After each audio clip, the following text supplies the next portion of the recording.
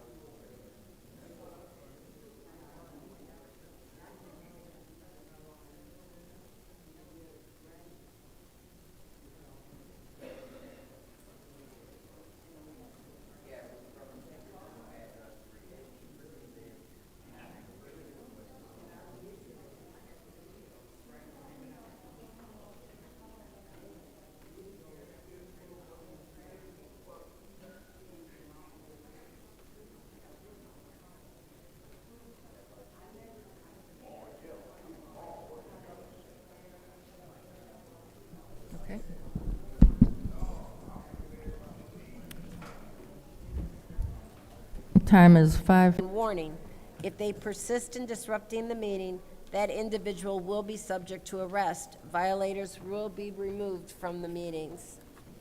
Are there any requests for agenda changes? Go ahead. We have a presentation scheduled, and it also serves as an agenda item as well for a vote. And so I would ask that we move the discussion item up on the agenda so that it makes sense, because it makes sense to have the presentation before we do the vote. I will order that to be after council response without objection. Thank you. Is there any other agenda changes or additions? Any other requests for agenda changes and additions? Last call, any additional requests or additions? Seeing none, it is now time for public comment. Members of the public who wish to address the city council or its committees must register before the meeting begins. A box will be placed at the entrance to the council chambers for collection of registrations. No additional speakers or slips will be accepted after the meeting begins. Members of the public shall have no more than 3 minutes per speaker during public comment, with only 1 speaking opportunity per speaker. Madam Clerk, who is our first public speaker?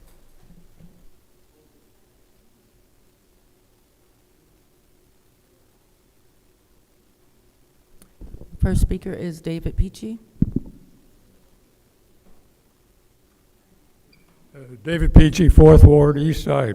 I'm here mainly to make a comment about all these new positions you're creating. The Department of Health, is it Health, Blight, Neighborhood Improvement or something like that? You got so many of them I can't keep track of them. But I brought some pictures and showed Mr. Pfeiffer and the 7th Ward representative of the garbage that is being dumped in one certain area. What it'll look like a July 1st with hardly any garbage there. Somebody clean it up. Today, it looked like a garbage truck actually pulled up and dumped it all there, doesn't it? Have you seen anything worse than that, what I showed you?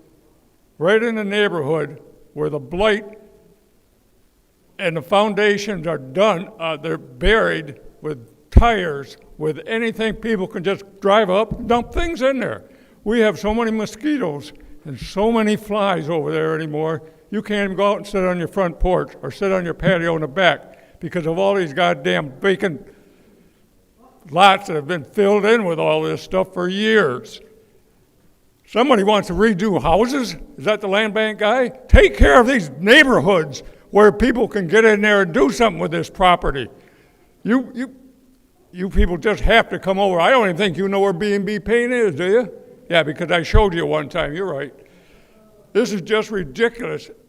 I would be ashamed if I was a representative up there and drove by and seen this and didn't do nothing about it. What are you getting paid for? Most of your neighborhoods are in great shape. 7th Ward is nice. 6th and 5th Ward are great. New buildings, new everything going up. We can't even get a lot cleaned up. We're out there cutting grass at these vacant lots. It's just ridiculous that people have to live in situations like that. And we have some good neighbors. We have some good people who's been there a long time. But they just can't get anything done. You don't do it. Them pictures I showed you are just a tip of the iceberg over there. And there is so much garbage there. It's unbelievable. I drove by there the other day, and the scavengers were out there going through that, seeing if they could take something out of there. That's how bad it is. You guys ought to be ashamed to let this happen to any ward. To let this happen to a resident of the city of Flint, you ought to be ashamed.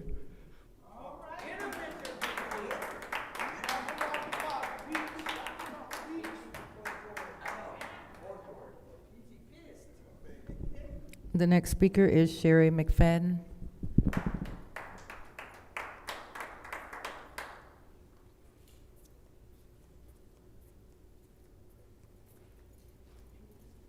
Hello, Sherry McFadden. I'm here on behalf of the Brothers and Sisters of Oak Park. We're having our annual picnic on the 15th. It starts at 12 and ends at dusk.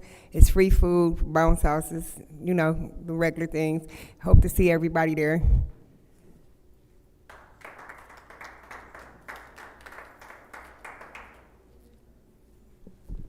The next speaker is Sarah Houston.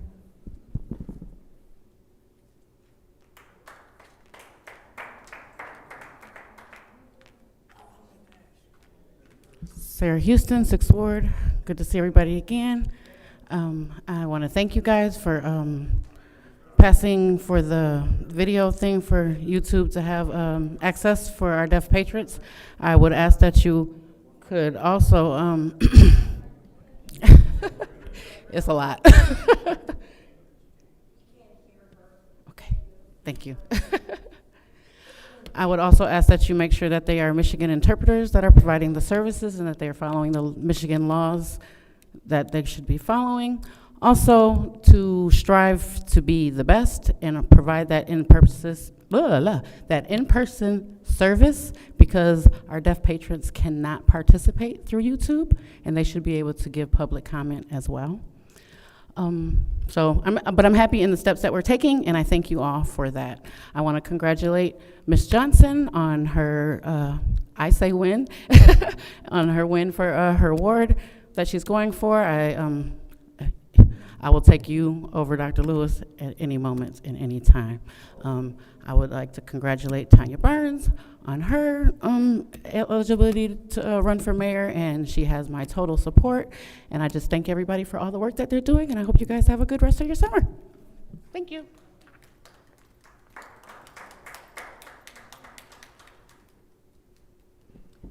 The next speaker is R.L. Mitchell. Okay. Hey, hello. I'm R.L. Mitchell. I live in the 3rd Ward, 759 East Linden Avenue. And for the record, I've come out about that 101 situation in Flint, that this new ordinance going on that if you get hurt, injured anywhere in Flint, you get $100,000. If the Biden that you tell the city clerk, Davina, within 10 days, you would get paid big time because of that MLM service that Chief Wiggins set up, getting all them millions of dollars and people's, and getting the ambulance there on time, and people's actually dying from getting to the hospital. And we the people appreciate that this ordinance 101 is in the form that we know that you people's gonna deal with this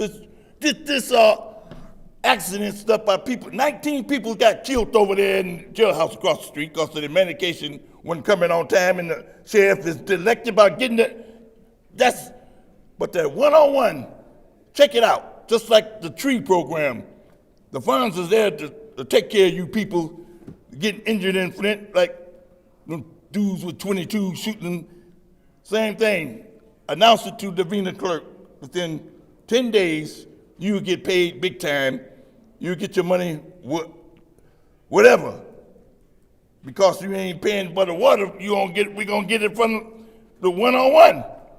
So stay tuned, America. We still with this getting our money stuff in Flint, New York. R.L. Mitchell approved this message. And congratulations, third Ward, to your winning. And like I say, hey, 8th Ward, 9th Ward, Tarzan, anyway, welcome back, man. We're ready to shake him down, take him to the bridge, and get him like James Brown. He don't know karate, but he know karate. Payback. How about that, America? R.L. Mitchell approved the message.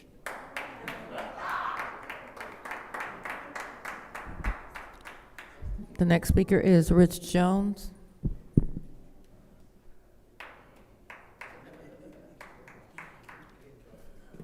Hey, how y'all doing today? As I said the last time I was up here, I was on a mission to mobilize the city of Flint to stand up and fight for 3,000 jobs on that Buick City work site.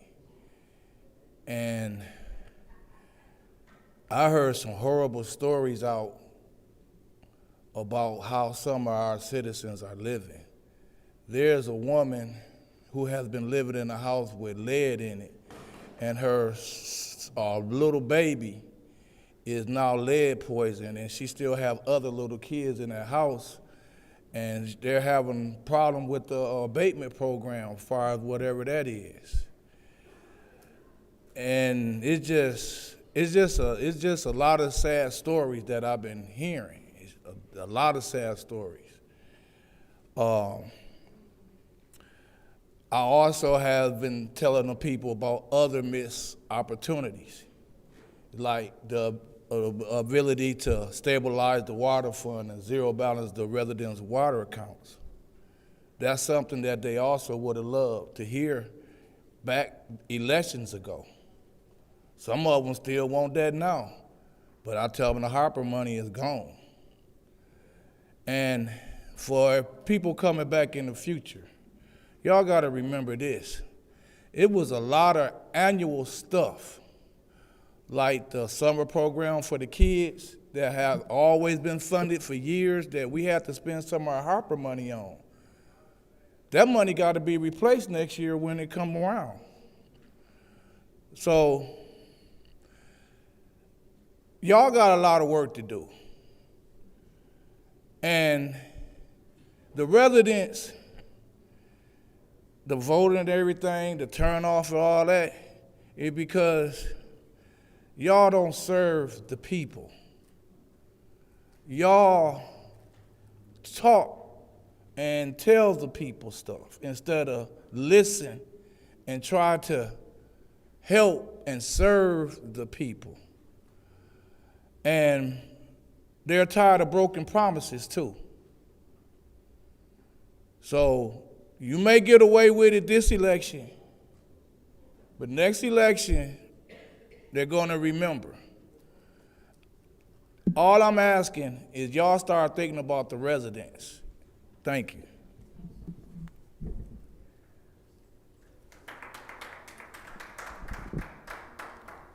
The final speaker for this meeting is Beverly Biggs Levy.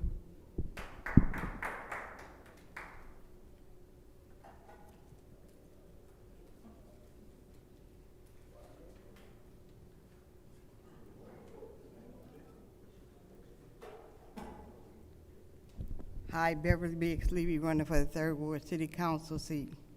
Hi, Dennis. How are you today? You look pretty happy over there.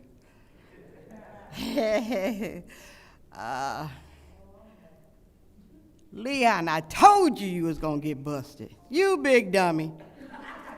I told you didn't live in the ward. You big dummy. You can't do nothing but laugh now, right? Because it's funny as hell. You finally got caught up. It's so funny, but I wonder if you're gonna get put on the ballot. Shake your head, uh-huh. Let me see. You can't hold your head up, because it's funny as heck. It's so funny, I don't know what to do. It couldn't have happened to a better mother, M. I told y'all he didn't live in the ward. I told y'all he didn't live in the city, because he got so many houses, he think he could get away with it. Mayor Neely made you look like a big dummy. I hate to say it. It's funny. When I got that phone call, and my TV wasn't working that particular day, to get the news, I say, oh my God, it's funny. You the biggest dummy. I ain't had no tape to play Fred Sanford. You big dummy. It's really sad. And everybody else, I'm gonna miss 1, 2, and 3. The rest of y'all, At the end of the year, I'm gonna miss y'all. But I'm running for that 3rd Ward seat. Get ready. Write in, candidate. I'm running for it. But Leon, still, you the biggest dummy there is. Have a good one.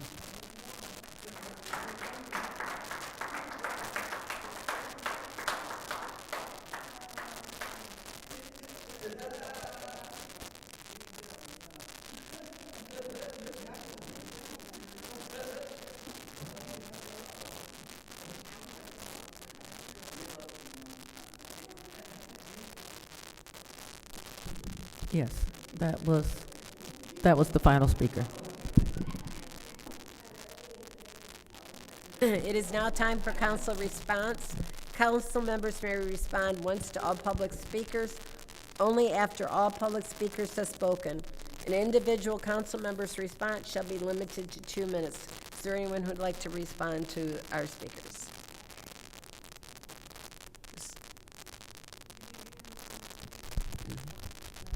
Go ahead. Thank you, Madam Chair. I do, first I want to thank all of you for being here and being engaged in the process.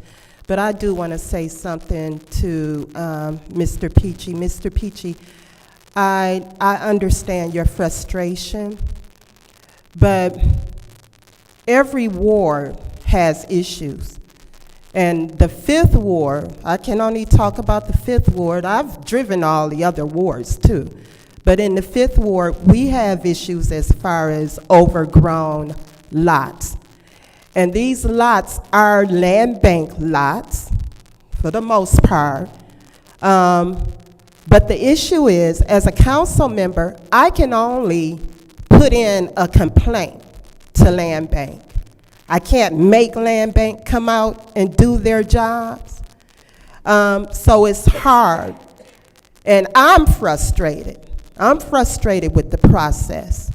So it's not really on the council person, but, you know, at the end of the day, what I do when residents call me, I put the complaint in with land bank. And I do follow up with land bank. But land bank, I'm telling you, they're not doing what they're supposed to be doing. And Rich Jones, I hear what you're saying, but at what point should the residents stand up and do for themselves? We do our jobs. At least I do. I answer my calls. But the residents have to be present too. This chamber should be packed. All of the issues that we've had, the chamber should be packed with the residents. So they got to stand up. They didn't even get out and vote. We had a good voting turnout, but it wasn't high enough. So, thank you. Thank you. Anyone else? Anyone else? Anyone else? I'll take my time then. Mr. Peachy, Miss Winfrey Carter couldn't have said it better than myself. I do know about that property. I have reported it to the land bank. I cannot control what the land bank does. I have had multiple complaints about property on Leaf Street owned by the Flint Housing Commission. I can't do much with that either. It was brought to the mayor's attention today about the issues because I haven't been able to get anywhere with the Housing Commission. Hopefully that can help. So I am aware of what's going on in our ward. I don't drive every street every day. I drive I drive it probably every street probably 3 times a year. But there are streets that I know are problems, and I drive up and down those probably once every other week. So I know what's going on. I have followed our NSL officer and seen them pass things that I think should be addressed. And I reported that to the mayor this morning as well. So we are just the council. We are the legislative body. We are not the administration. We can't control the administration. We can't control the land bank. We can't control the Housing Commission. All we can do is beg. Thank you. It is now time for the consent agenda. Oh, excuse me, nope. It's now time for our presentation from Soberhood. It's let me go to the page. It's a 15-minute discussion as requested by President Mashat in order to allow for a presentation about Soberhood. Ms. Mashat, would you like to? Thank you, Madam Chair. We had someone come before us last committee meeting talking about some of the wonderful work that they've been doing here in the city, and they are requesting some of the opioid dollars. And so we wanted to make sure because none of us up here are immediately familiar with the organization that before we voted on it, we gave the organization an opportunity to do a presentation explaining some of the work they've done in the past and some of the work that they hope to do should they be awarded opioid dollars. Please introduce yourself. Tell us a little bit about your organization.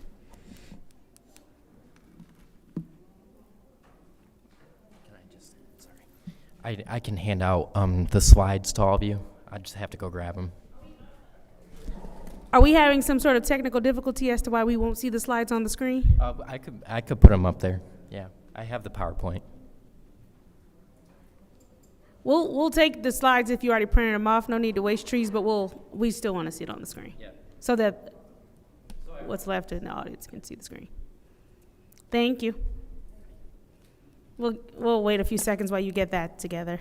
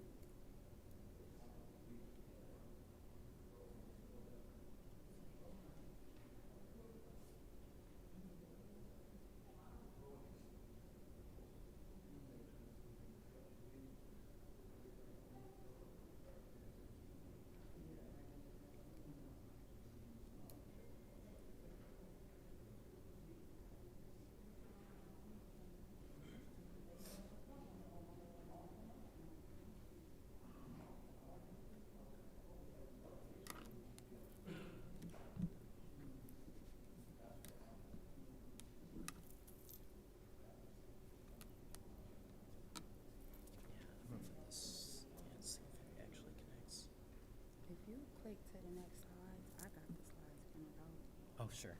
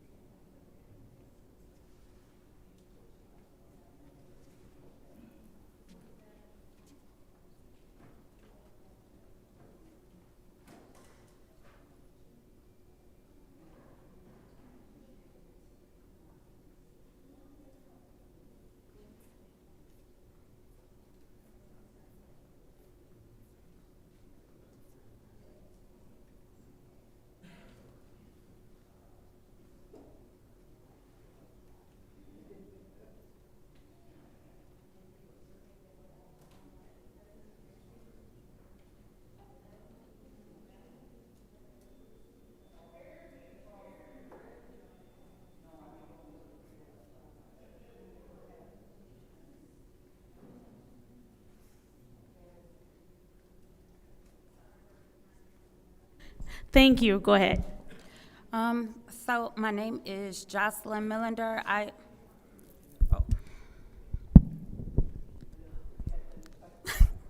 And I'm little, I'm sorry. I am Jocelyn Millender. I am the executive director and founder of Soberhood. When I came here the last time, you all asked who exactly I am. And so what I provided on today was a folder that I give in presentation and networking.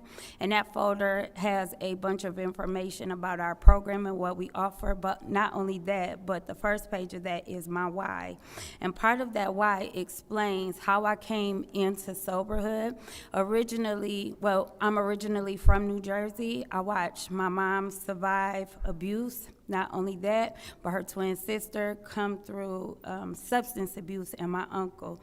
My sister then fell into substance abuse. I watched her get clean and sober. And then my niece fell into sobriety issues, substance abuse. My sister unexpectedly passed away 3 years ago. And in her passing, I then became the guardian of 2 children that are disabled currently. They have fetal alcohol syndrome and a gamut of other issues. So that is my part of my personal why, but I am a local area minister here, and I serve at New Creation in Flint, Michigan. Through my time serving in New Creation and in my professional career, I have done billing, coding, and my billing and coding turned into me becoming a community health worker.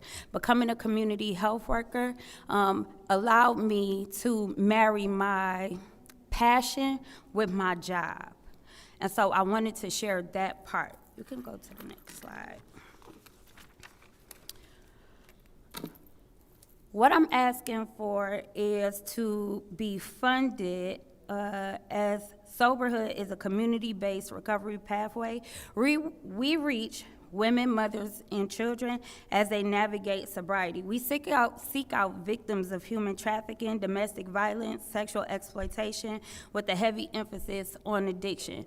Through my work in my professional career and through outreach efforts that I provide through my church and the local community, we have 3 initiatives, 3 big pushes. One is reach, one is connect, and one is stabilization.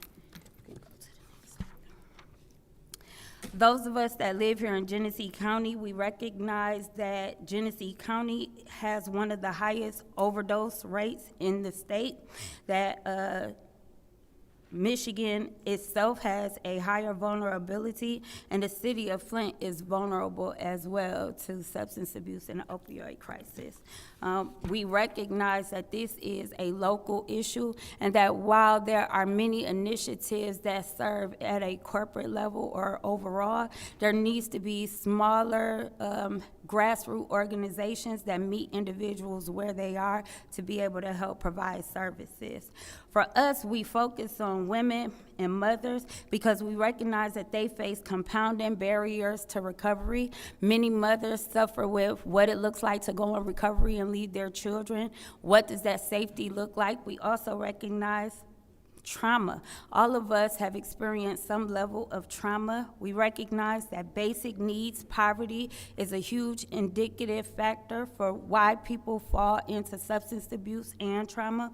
Motherhood. For those of you that are mothers, you know that that job is never ending.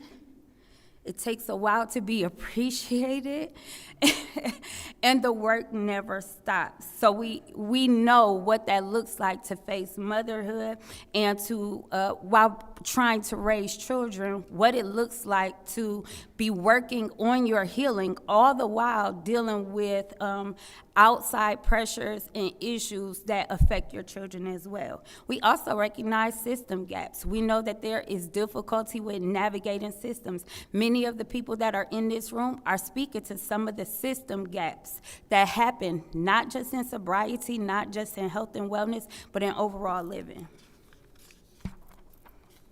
Soberhood fulfills the space between crisis and lasting stability. We recognize that when people are in crisis, they experience unsafe conditions, unmet basic needs, isolation, stigma. What we attempt to do through Soberhood is to have trusted outreach. We go out every 3rd Saturday in the month. I have sat in these meetings. I have heard people complain about the travel in Dort Highway, some of those areas.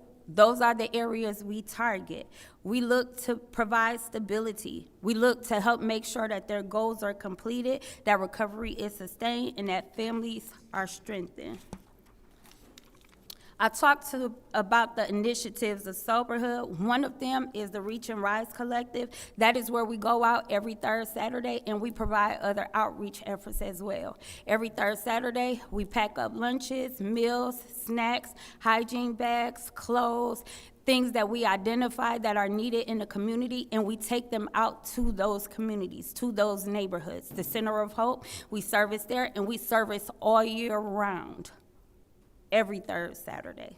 The Mamas Meetup is a partnership that I have with my own local congregation. We meet there through an alliance that we have, where we are able to bring mothers in, we are able to feed them, they are able to have a nutritious meal, they are able to have supports, NA supports, AA supports, and life enrichment courses, all the while not having to separate. When I was a child, my mom participated in La Leche. I don't know if y'all remember that. I don't know if you've ever heard of it, but it was like a breastfeeding support class. And I was able to go to that class with my mom and my other siblings. It is very reminiscent of those level of supports. Finally, we have the Empowerment Center. The Empowerment Center is what I'm working on now. That should be finished. The renovations on that should be done in the next 2 weeks. Through that property, I will be able to provide meals, snacks, NA, AA supports, life enrichment courses, a mama's working station. They will have the ability to send emails, take a class, all of those things all throughout that property. Like I said, the Reach and Rise brings the doorway to women. We meet them where they are, in between substance abuse and sobriety, recognizing that many of these women need a hand or help navigating systems. The Mamas Meetup, it removes the barrier of childcare for supportive services. I also was the executive director of Beauty for Ashes, and when in the work that I did there, I recognized that a lot of the women that were coming through and coming into a place of sobriety, because we were an empowerment center, it was not safe for children. We would have women come in with disease. We would have women come in that were intoxicated or that may have still been high. That was not a safe environment for children. But I recognized that the women that we were servicing, they were so impacted by the community that we had provided for them that they still wanted to maintain community. They were on the other side of recovery. They were building new lives, starting to work, starting to have other children, but nobody really understood what it looked like to be a victim of human trafficking and walk that walk. They came with stigma. They came with past baggage. They came with identity crisis. And so Soberhood was birthed out of finding a place, a safe place to be able to serve, carry, and help nurture these moms. The Sober House turns connection into practical stability, recognizing that when basic needs, recovery, the working station, life enrichment, when you have this mix, this rich mix of services and people that are invested in watching you not just survive, but thrive and live and be empowered to dream again, you have a recipe for success. Our journey that we walk with the women is designed for warm handoffs. We walk hand in hand with the women we serve. We have amazing partnerships. We make sure that what we offer is accessible. We're not trying to create another barrier for the women. We look to connect with them and to make sure that stabilization for them is based off of what they need at the time, not based off of what we feel is best. This proposal directly aligns with the opioid remediation funding. We are looking to help pregnant and parenting women. We are looking to help people in treatment and recovery. We have connections to care. We are trauma-informed. We are a faith-based nonprofit. We work with area organizations as well as local churches. And we are working to be able to collect data that proves and supports that this work is needed and necessary in Genesee County. The funding will help to work towards prevention, recovery, treatment connection, and harm reduction. As I stated before, success is not measured at a one-stop goal or one pathway. Success for victims of human trafficking, domestic violence, sexual exploitation, and addiction looks very different. For a woman who has gone through human trafficking, one step of her success may look like being able to finally have proper identification. It may look like being able to finally being able to have proper housing. For one woman, it may look like being able to be in a stable home with her children for 6 months. It may look like being able to have healthy connections in relationships, people that understand where she has been and where she's looking to go. All the while understanding her triggers, some of the things that have been barriers to her, and what it may take for her to actually move into a realm of healing.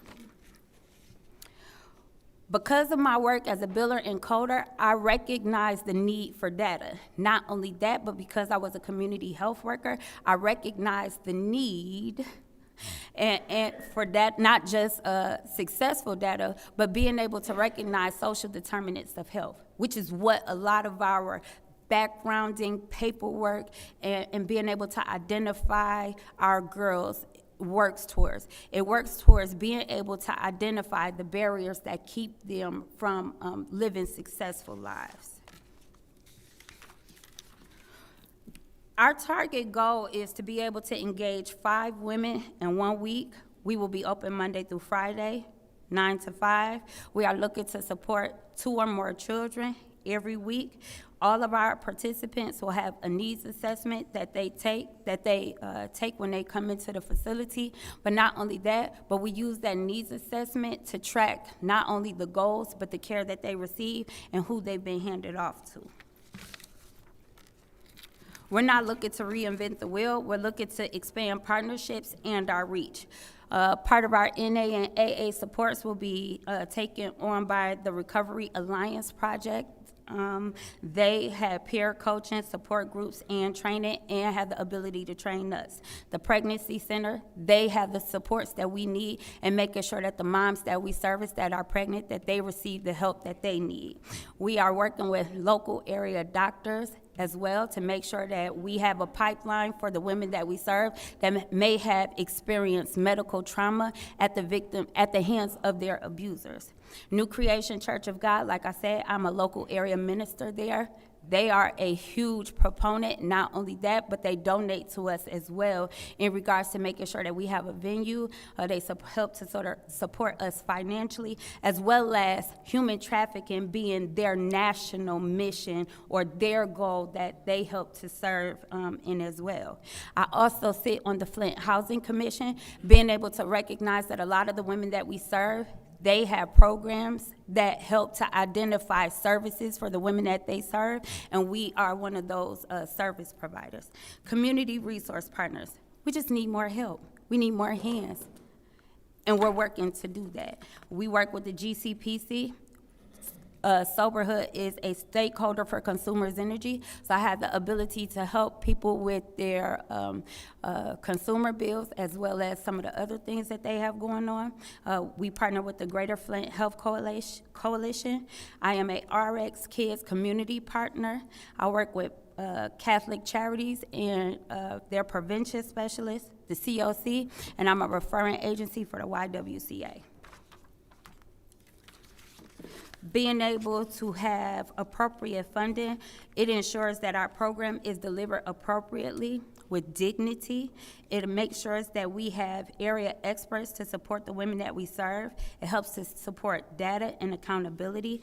Not only that, but our operations. We are looking to launch by September 1st in the Sober House. We are looking to build rhythm as we will finally have a space where we could bring the women in for ourselves. We are looking to learn I'm more. gonna pause you really quickly. About how much more time do you think you would need to? No, I'm done. This is the last slide, so perfect. Add about another 15 minutes to allow for questions. Oh, well, I'm done then. Support, or, well, so moved, and then I just need support. There we go, Okay. that works. Without objection, we'll add another 15 minutes so that we can have time to ask questions. Sure. Go ahead and continue. No, that last slide, the last 2 slides just speak to what we are looking to create, what we've been able to do. And by completing the Sober House, we'll have the ability to expand our reach. So thank you. Are there anybody who would like the floor to ask some questions? Go ahead, Madam Chair. Go ahead, Councilman in the Ninth Ward. Thank you. Good evening. Good Thank evening. you for presenting. So, my first question, and maybe it's because, as you just shared, the property is still under renovation. It will be done in It'd be 2 done in weeks. 2 weeks. Yes, sir. Now, I have worked with the likes of women's shelters in that, especially where, abuse may have been a part of the history of those women. Yes, sir. Is in part the reason why I don't see any addresses on anything Yes. is because you Yes, need to sir. keep, okay, so Yes. we won't see a dormer on the outside of Sober House No, to you will say this not. is where we are. No, you will not. Okay, I just wanted to make sure that I was understanding sir.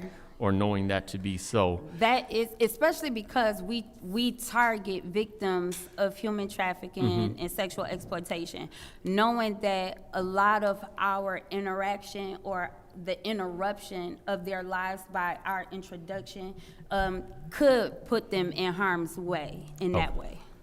Okay. How many are? I know you're with Sober House. How many do you have in the staff? Is there a staff outside Yes, I of yourself? currently have 5 people that work on staff with me right now. My assistant director is here with me now. I also have an intern and I have 2 other volunteers. So there are a total of 5 others? No, 5 of us together. 5 altogether? Yes, sir. And is there salary for all 5 or? No, there's salary for 2. My intern is through U of M Flint. That was through grant writing. Good. And then the 2 volunteers. Good. Okay. So this in part is support, funding support, and For then programming. this is for programming only. Yes, programming. Does programming include salary or no? Not that portion. I have written grants and been awarded additional funds that is covering the salary right now. Okay, good. And am I understanding you to say that is it the goal to have the 5 women per week and the 2 children per week, or is that something? Yes, because what happens, the Sober House is a drop-in. It's an empowerment center. So the women have the ability to come in and be serviced. So that's whether they need a shower, that's if they need a meal, that's if they need a working station so that they can take a class or do any of those things. We also will run programming out of it through our community partners. So we'll have NA and AA groups so that the women can come there. So we're not just a drop-in center for women that have needs. We also are building a ecosystem of programming where other area experts have the ability to come in and use the Sober House to cater and serve and educate our women as well. Okay, so, and I'll end here because I want to try to understand. I know you, like I said, I know you said 5 women, 2 children. And is that a measurable outcome that you've committed to for this grant? Yes. So for this grant, you said you would 5 deliver women a week at a minimum of 2 children. Yes, sir. for this grant? Yes, sir. Okay. I yield. Is there anyone else? Mr. Pfeiffer, Councilman in the 8th Ward. Okay, so, where else have you got funding from? What other entities have provided you funding for Soberhood? My local church, Financial Plus, and I was an award recipient of the Flint Recast Grant and donations. Recast wasn't through Soberhood though, right? Recast was under a different name, or was it through Soberhood?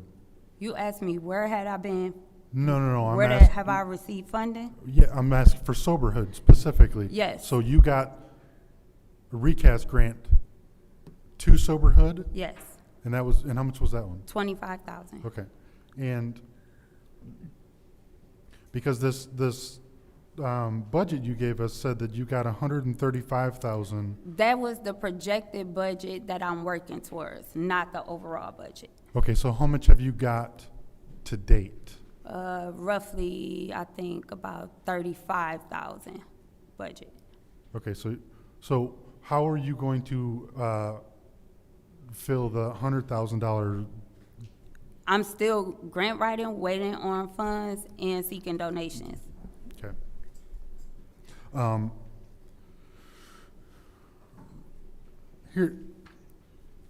Here's where I'm at, and I don't know that I've changed much.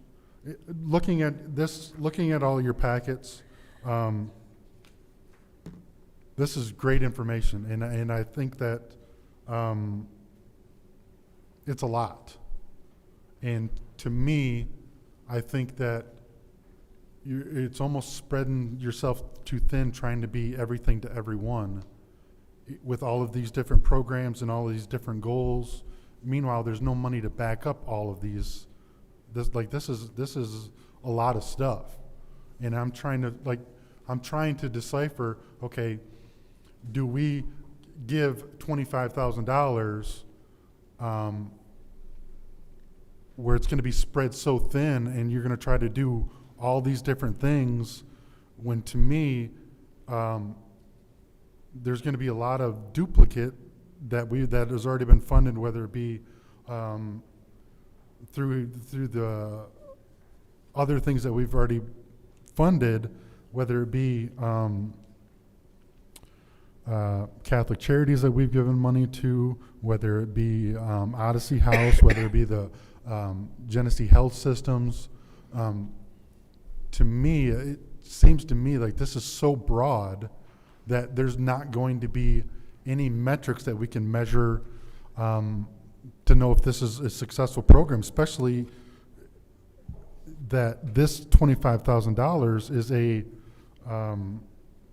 is a small allocation to what you think is going to be needed to run your entire program.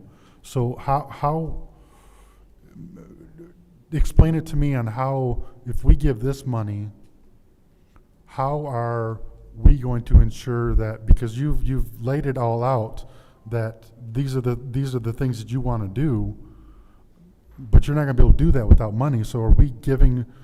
Tell me how this money isn't just going to go away, be given and be nickeled and dimed, and no actual progress is made because you can't get any additional funding. Does that make sense? It does make sense. My partnership with the Reliance project, they provide all of our NAAA supports for us free of charge. They are a grant-funded recovery community organization that has decided to partner with us to provide us prevention specialists and coaches.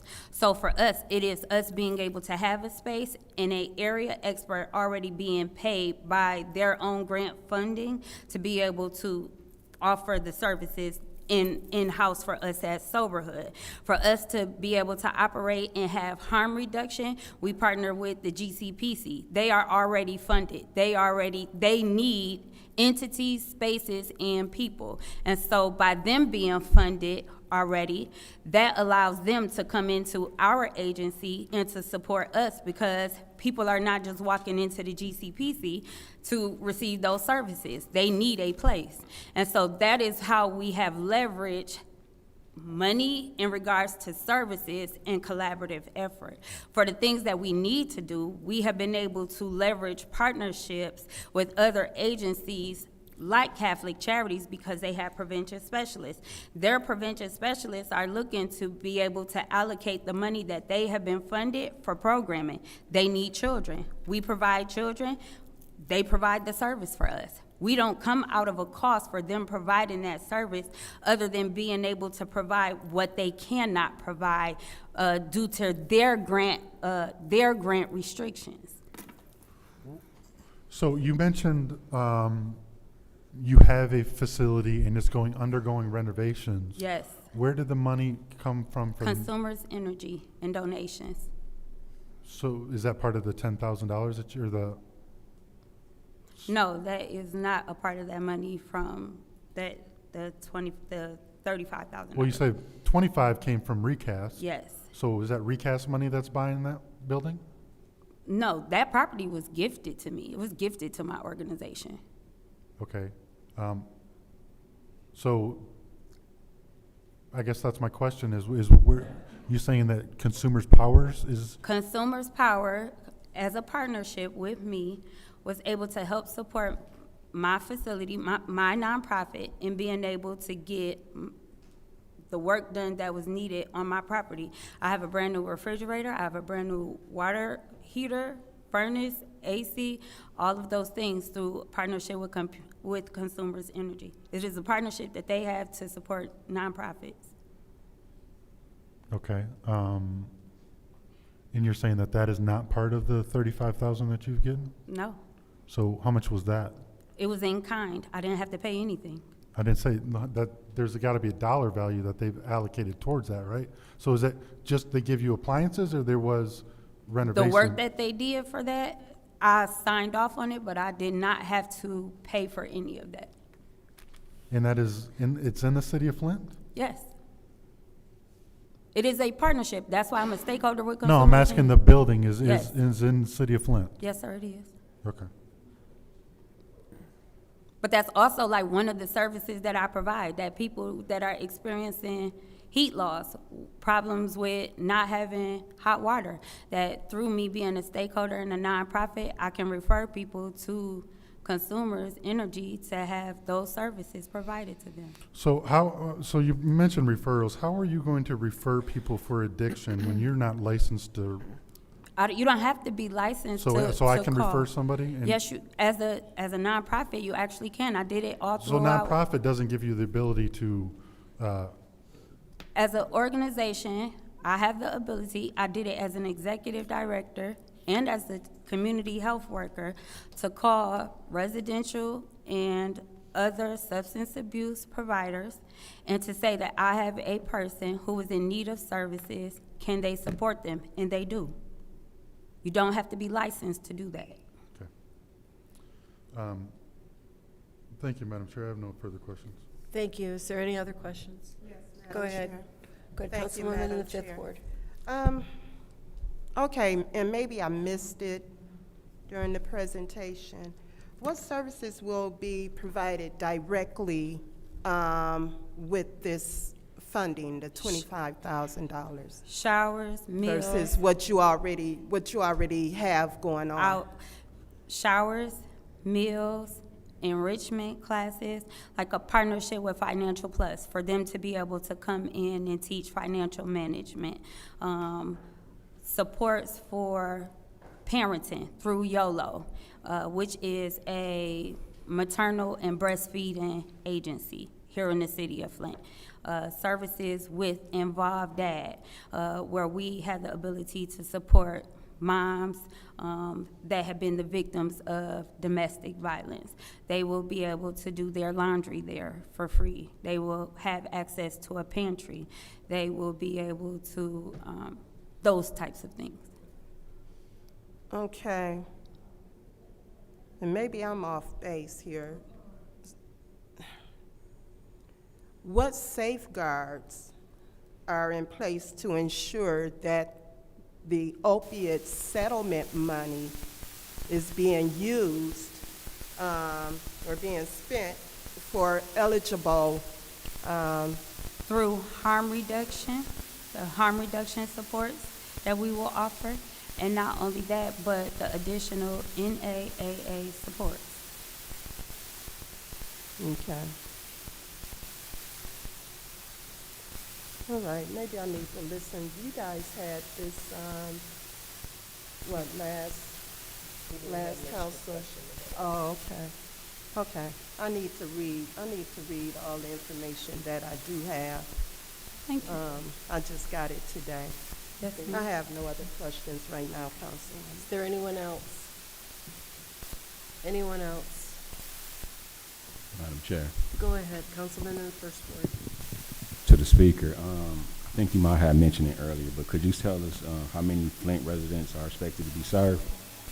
I think the average work in the numbers is like 780 in a year. 780 Yes, in a year. in a year? Yes. I'll order an additional 10 minutes without objection. Go ahead. Okay. And then, does the service and program that you guys are proposing fill a gap in the community? Is it duplicating, or will it complement like other agencies, as one of my colleagues mentioned, that does similar work? to It you will guys? complement other agencies. I will say that in doing this work, there is not another drop-in center for women and children in the city of Flint. There is not. Soberhood is one of one. Okay, that's all I have. Thank you. Anyone else? I'll take a few minutes. I'm not denying that this is not needed. As a family who has been afflicted with substance abuse with small children, you lose your children. And then in order to get them back, in many instances, you have to jump through many, many hoops to get your children back. Luckily, my family has all been reunited with their children and have become very successful. So one, I don't think, had these support services, but she was determined to make a success out of her life. She begged me to take her oldest child. And she was determined to make a go out of it, and she has become very successful. I'm very proud of where she is today. My understanding from my initial conversations about this program was that it was going to be residential. It is not residential. It is not residential, although we will offer 24 to 48-hour emergency housing, through my partnership with the Y, as a transition. So they'll have emergency ability to stay in that house Yes. overnight, but Yes. not much beyond that. Yes, yes. That is something that came about because of my work with Beauty for Ashes. When I would call to say that I have a person who is in need of safety, there were times that the Y at the moment wouldn't have a bed, and one of those major gaps is, I'll have a bed, but I don't have one now. What can you find a interim in that space? And so in having conversation with my partners at the Y, it was best needed or best suited that we be kind of like that transition middle ground as they seek safety, whether that is them being able to go into the Y, whether that is them going into Licata, or whether them being able to be removed and go out of state. Okay. And then this is actually in a residential area, correct? Yes, And I think it's in the 8th or 9th ward. 9. Yeah. So who will be at the house during the day when the services are available? You Me. will be. Yes. Do you work a full-time job as well? No. I also support Prison Project Prison Project is the only 24-hour long-term residential program that supports minor girls that have been trafficked. So I work remotely in supporting them as we transition girls out of their program. So I have the ability to still support them and still work from, to support From the house. Yes. A big part of that is being able to, once these girls graduate from Prison Project, the state only covers aftercare services for them for a year. They still only may be 17 years old. They may still be in foster care and live in IRL, independent living. They then come to me, and I then support them as they transition into adulthood, although they are foster care, they are foster children, but they have no supports, they have no family. And so we become that community for them. Okay, now, so consumers purchased laundry machines? Yes. Washers and dryers? Only one set? Yes. Okay, you're only serving 5. Yep. At a time. And then, what was the other, I had a question. How are you going to be able to provide the pantry? Are you going to be purchasing food? Donations. Donations? Yep, donations. We started receiving donations of diapers and wipes and laundry supplies, toilet tissue, clothes, things like that to help support moms, babies, women. So that wouldn't include food or formula or things like that? No, ma'am. Well, wait, in the pantry or donations? In the donation. pantry? Yes, ma'am, it would. Okay, so you're hoping to get some good quality nutrition Yes, in ma'am. donations? Yes. All right, thank you very much. I appreciate that time. Are there any other questions? And if not, I'm going to close this time out. Thank you very much. Thank you. We'll now go on to the consent agenda. I'll entertain a motion to approve to send the consent agenda to council. It's been moved by the councilwoman in the 7th Ward. Is there support? Supported by the councilwoman in the 3rd Ward.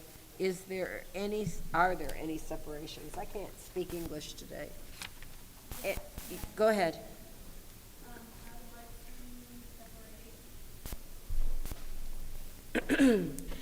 I would like to separate 260261.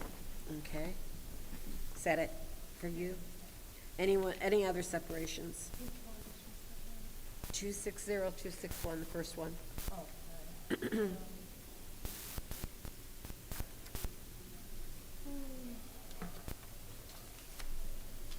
Are there any other separations? Yeah, I'm gonna separate the 260262. Okay. Also,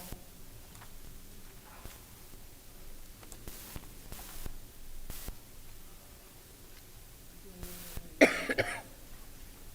260269. Okay. Are there any other separations? 269 and 262. Are there any other separations? Seeing none, the consent agenda will include the following resolutions. 260263, grant acceptance, State of Michigan funding for debt book financial management software. 260264, extend the contract with Lurvy Construction for Phase 1 of the South Building lower level office renovations. 260265, change order number 9, BS&A software. 260266, approve a 1-year extension with McNaughton McKay Electrical, Lighting, Square D, Allen Bradley Supplies and Repair Parts for DPW. 260267, contract Wade Trim, Engineering Design Services for Sharp Manor Water Main Replacement Project. 260268, contract with Complete Auto and Truck Parts Incorporated, DBA Complete Towing Service, Police Department Towing and Storage Services for fiscal year 27 and fiscal year 28, with an option to extend 3rd year. Roll call, Madam Clerk.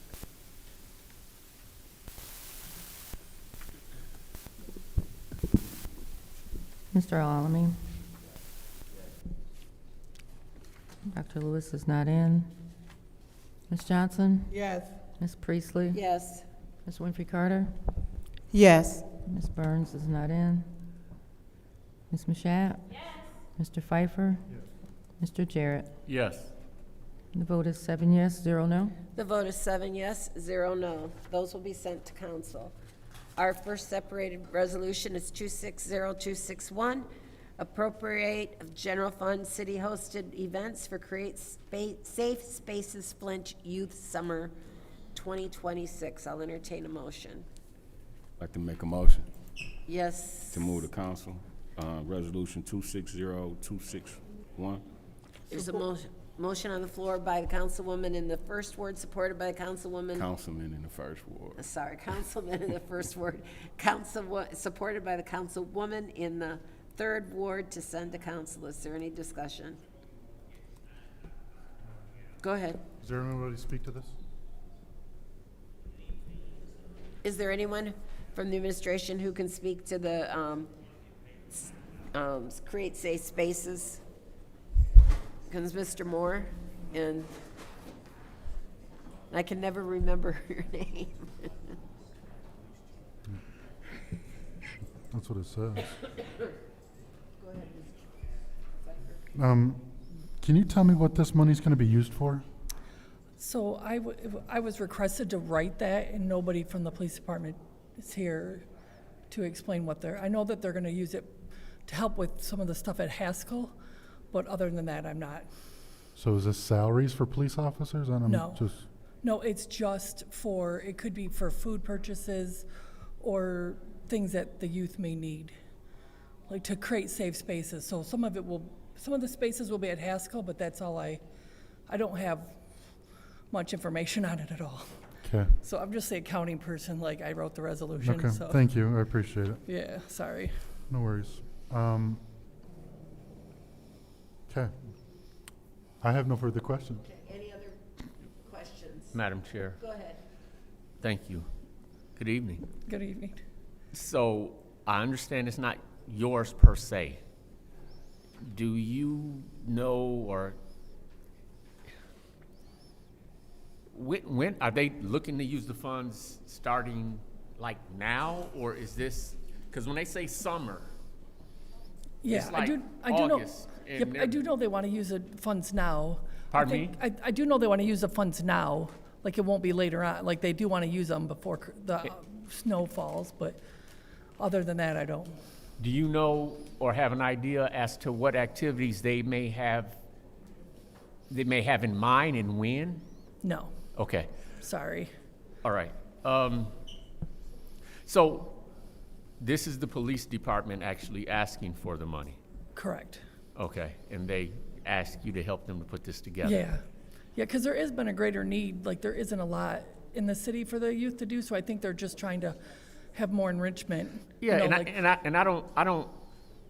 I don't question necessarily that something like this is needed and probably should be supported. Again, right now, I'm having some concern, or I'll say issue with two things. One, nobody's here that can talk to us about it, and two, it's a summer. They're saying summer 26, and it's August. Yeah. It just So- took us a little while to get it here because you know, like there was a delay because of I should have had it filled out sooner, but there was a delay because I didn't get it in the July or No, the no, June. no, I don't fault, Yeah. I'm not pointing the finger at an individual. Yeah, I'm concerned about, and I've said it before, the timing for many of the things that are brought before us seem a little off. yeah, I And can, they tend to seem like a response to something versus a proactive approach. If we were truly thinking summer of 26, it seemed like that would have happened no later than late winter, early spring of, March.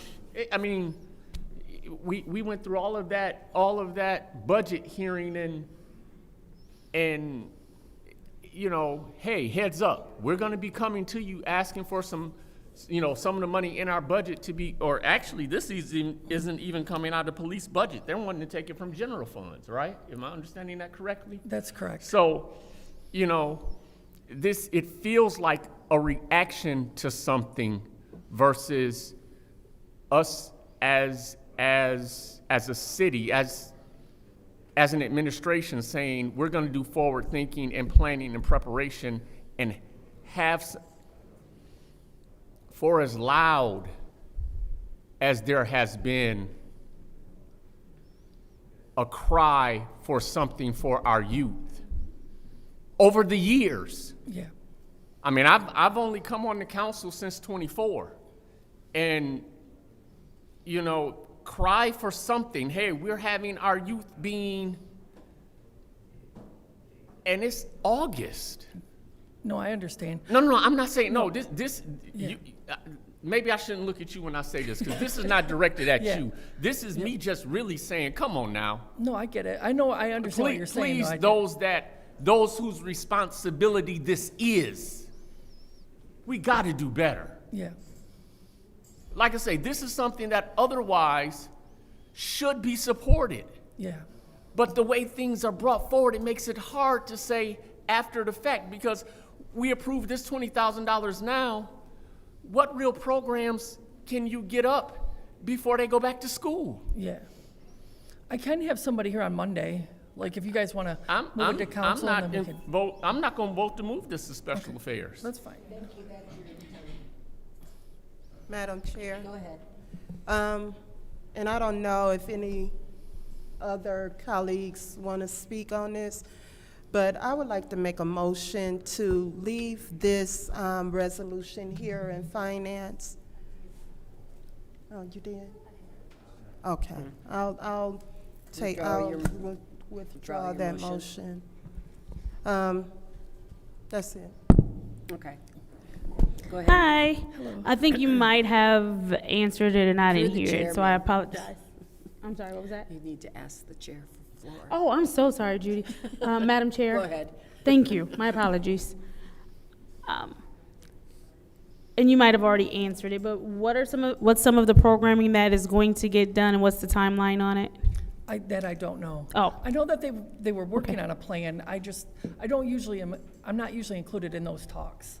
Okay. Like, that's outside of what I do, so. No, I understand. So you were just here to discuss the financial piece with us? Yeah. I completely understand. Madam Chair, I'd like to make a motion to leave this here in finance. Oh, you want to talk? No problem. I withdraw my motion. Is there any other discussion? Is there any other discussion? Okay, now I'll take my time. So, I know that the fire department has money in their budget for promotions. Police did not. If they knew this was coming, they should have added it to their budget, asked for a revision to their budget, something. The only thing I could see right now that would be good for safe space, if they're talking about reading through it, is Back to the Bricks is the only thing that's basically major left. Oh, 8-10 days, which we know was a problem last year.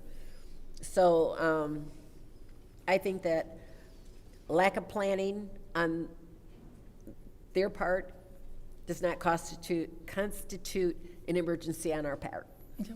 So I will make the motion to, oh, go ahead. All right. All right. All right, second round. I know, right? Go ahead, Mr. Pfeiffer. I guess I'm confused because the mayor has a $75,000, like, he can just spend money so why is this before us? Because they would like the money to come from the general fund. Like, because they did not budget for this back in December or November when we worked on the budget, this didn't come up.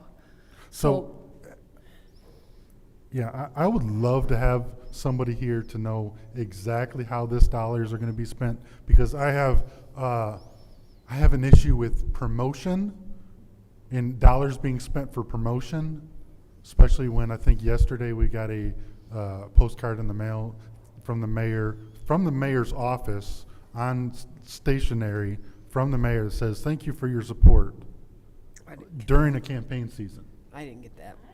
Yeah, I didn't well, get that. So, I think it was addressed to my wife, because I don't think they would have sent it to me. You got one? Yeah, so you got one too. So, like, I got a hard time approving dollars for promotion when the mayor's office has money to spend sending postcards or letters out, saying thank you for your support on company letter, or on city letterhead. So that's my issue with this. I want to know exactly how they plan to promote and how these dollars are being spent. Yeah. I'll let them know. Tell them they gotta get a Thank plan. you. With that being said, I'll make a motion. I win. to leave this in finance. The council, motion to leave 260261 in in finance made by Councilman in the 8th Ward, supported by the Councilwoman in the 7th Ward. Roll call, Madam Clerk.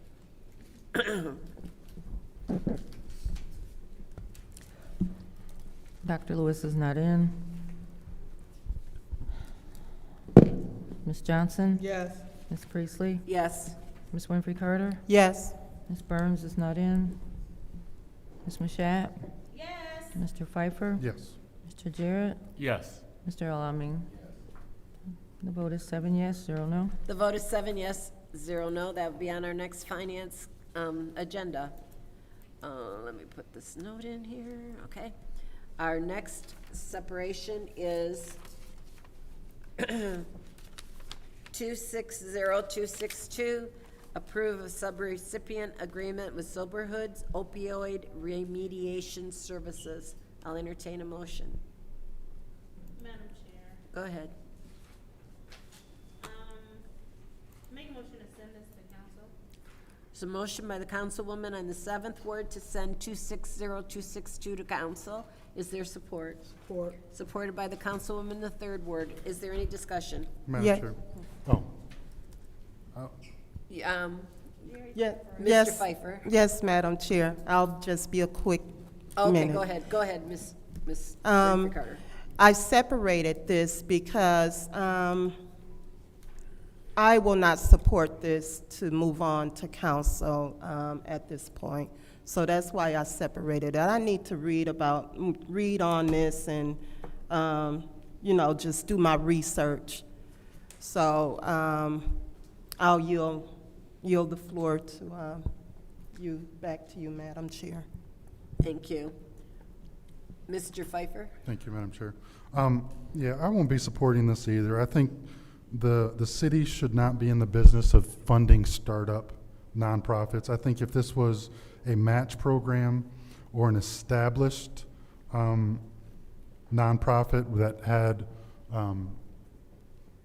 that had data to back up programs, I would look at it differently. But to me, this is a startup nonprofit, and these are once in a lifetime dollars, and I don't think that we should be funding startup nonprofits. I think there's a lot of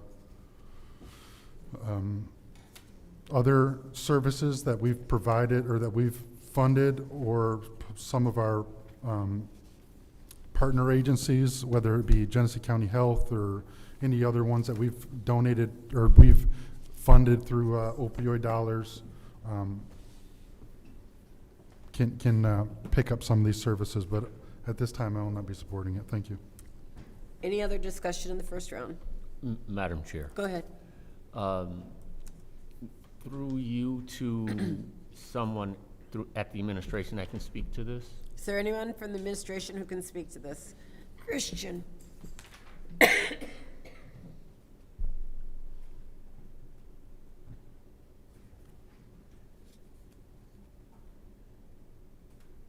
We should put him on roller skates. Yeah. Good evening, Christian. Hi, good evening. How did this request come forward? Was there an RFP that was issued and this was in response to RFP, or how did this come about? No, there was not an RFP. The proposal was submitted through the mayor's office. Okay, so I'm going to say it like this, and I don't mean it to be this blunt necessarily, but somewhat of an unsolicited request. We weren't requesting proposals. It was just brought forward, hey, I have a program that I believe would serve the community well, and I'm requesting sponsorship or grant dollars. I wouldn't disagree with that categorization. Okay. What is meant by subrecipient in this title? That's just terminology. I mean, the city would be the recipient of the opioid funds, and this organization is a sub-recipient of the funds. And Okay. so therefore the funds are restricted in the same way that the city is restricted. Okay, so not necessarily that they're working through another agency, because I saw sober house written into the, one of the lines on here, and it's not that they're necessarily, the funds are flowing through, sober house, but their services are in collaboration with sober house. Correct. All right. Okay, that's sort of the clarity that I wanted. I don't have anything further. Thank you. I yield. Thank you. Anyone else? Oh, Councilwoman in the 7th Ward. Thank you, Madam Chair. So, I think what I'll do, just to give my other colleagues who are absent an opportunity to weigh in on this, I will go ahead and make a motion to leave it here in finance. There's a motion on the floor to leave 260262 in finance. Is there support? Support. Supported by the Councilwoman in the 3rd Ward. Roll call, Madam Clerk.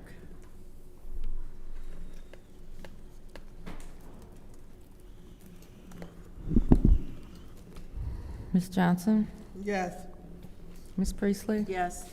Ms. Winfrey Carter? Yes. Ms. Burns is absent. Ms. Mashat? Yes. Mr. Pfeiffer? No. Mr. Jarrett? Yes. Mr. Alamin is not in. Dr. Lewis is absent. The vote is 5 yes, 1 no. The vote is 5 yes, 1 no. That will stay in finance. And it will be on the agenda in 2 weeks. Our last separation is 260269 to approve the 2026 to 2031 consolidated plan, 2026 to 27 annual action plan, U.S. Department of Housing and Urban Development, Community Development Block Grant, Home Investment Partnerships, and Emergency Solutions Grants. I'll entertain a motion. Madam Chair. Go ahead. I make a motion that we send resolution 260269 to council. There's a motion made by the Councilwoman in the 7th Ward to send 260269 to council. Is there support? Supported by the Councilman in the 1st Ward. Is there any discussion? Madam Chair. Go ahead. I separated this through you, Madam Chair, to anyone that can speak on this resolution. Here comes Rod. Hello, Mr. Rod. How are you? Hello, everybody. Okay. Now, this was on our agenda before, and it's back. What has been revised? Did we get the information that we needed for this? This is brand new. Okay. Well, tell us about it. This is for the new 5 years, for the annual action plan for Okay. 26 and 27, and for the 5 years that applies to 26 through 31. So this is for you to go ahead and send out the information to the different organizations, and then they, Yes, they put in the application Yeah. in February. This is what as what Citywide Advisory Council, as well as the committee that reviewed all the applicants. okay, And all that's contained in your information. okay. Because we don't have anything set yet. You guys didn't review or anything like that. Yes, it's been reviewed by the staff as well as Citywide Advisory Committee, members that showed the administration, and now it's before you. How come we don't have anything on this in our packet? In case we, I'm not for sure what you have, but this is what I have in front of me is what I thought went before you, which is a I believe it's a 29-page document. yeah. Did it get emailed to us? I gotta go back in and look. 10 And pages most of the in the items back. that was in the 25, 26 amendment that the council wanted to see, I made sure it was included. The email one. Okay. Oh, Yeah. okay, yeah, it's the last 10 Okay. pages. Okay, I'll yield my time. I'll yield. Is there any other discussion in the first round? Any other discussion in the first round? Any other discussion in the first round? Hearing none. This is the vote to send 260269 to council. Madam Chair. Yes. Point of order. Oh, second round. Thank you. Any discussion in the second round? Madam Chair. Go ahead.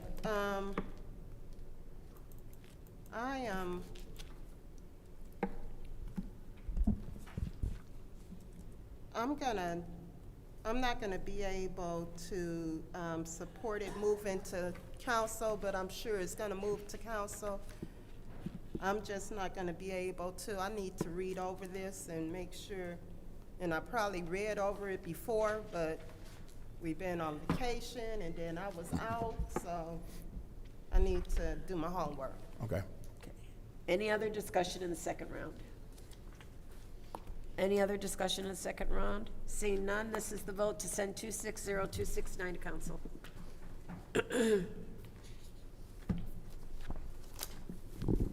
Ms. Priestley? Yes. Ms. Winfrey Carter? No. Ms. Burns is absent. Ms. Mashat? Yes. Mr. Pfeiffer? Mr. Jarrett? Yes. Mr. Alamin? Dr. Lewis is absent. Ms. Johnson? Yes. The vote is 6 yes, 1 no. The vote is 6 yes, 1 no. That will go to council. Excuse me, I'll entertain a motion to adjourn. Moved by the councilwoman in the 7th ward. Is there support? Supported by the councilman in the 1st ward. Roll call, Madam Clerk. Ms. Winfrey Carter? Yes. Ms. Burns is absent. Ms. Mashat? Yes. Mr. Pfeiffer? Mr. Jarrett? Yes. Mr. Alamin? Yes. Dr. Lewis is absent. Ms. Johnson? Yes. Ms. Priestley? Yes. Vote is 7 yes, 0 no. The vote is 7 yes, 0 no. We are adjourned at 6:43 PM.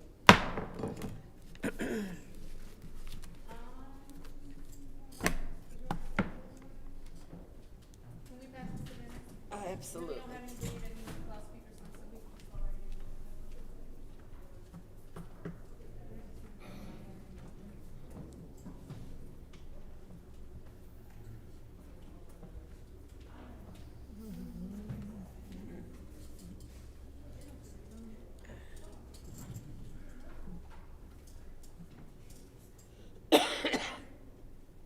Well, we do have a gentleman who I don't recall seeing. Did you need to fill out a speaker slip? He was back there. Oh, he was back there. Okay, I didn't see him.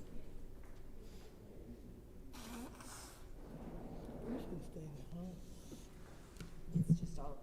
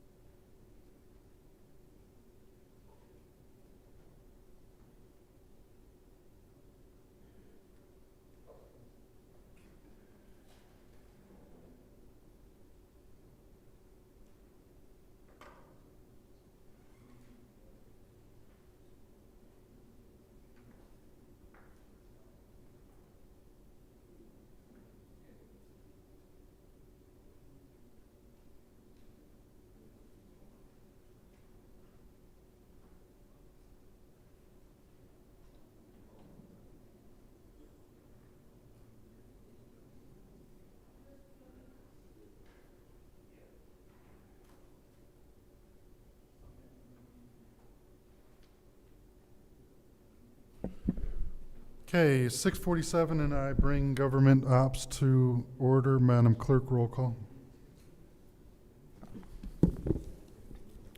Mr. Alamin? Dr. Lewis is not in.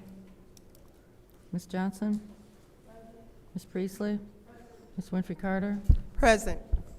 Ms. Burns is not in. Ms. Mashat? Mr. Pfeiffer? Present. Mr. Jarrett? We have 7 members present. 7 members present. Reading of disorderly person, city code subsection.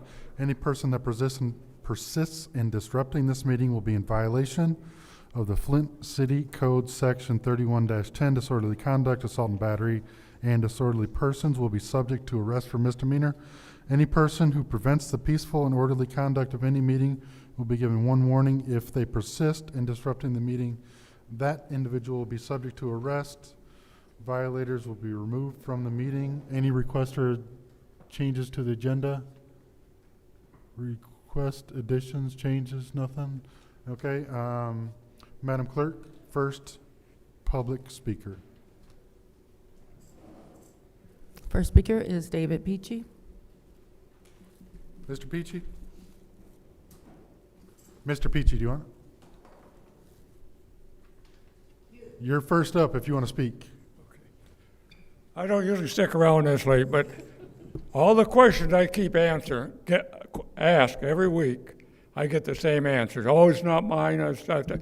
Who is responsible for all this garbage and stuff? We have all these trucks driving around and it says Blight neighborhood safety. There's 10 or 11 of them parked behind the fire department right now. These people just drive around. They don't do nothing. We have so many departments in Flint. You drive around Flint, I guarantee you, you'll see one of them trucks at every corner just driving around. But who is responsible? If you're not responsible, who is responsible for making these areas cleaned up? I mean, you got all the people driving around telling you got a problem, but nobody's curing it. It's just ridiculous. And it's a health hazard. They just appointed somebody new, health department, Blake Health, whatever it is. We can tell them where it is. Why don't you clean it up? And Ms. Carter, the reason people don't show up because they come here and nothing gets done. I remember when it used to be packed. Then you never know how many of you are going to show up. There's 7 here tonight. The other night you weren't here. You and Burns must take turns. 1 week you're here, 1 week she's here. Yeah, that works out pretty good. I guess you're getting paid for both days.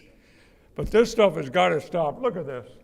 Nobody cares anymore. I'm sure a lot of these people got that money for the water fund, because I haven't seen them since that was paid out.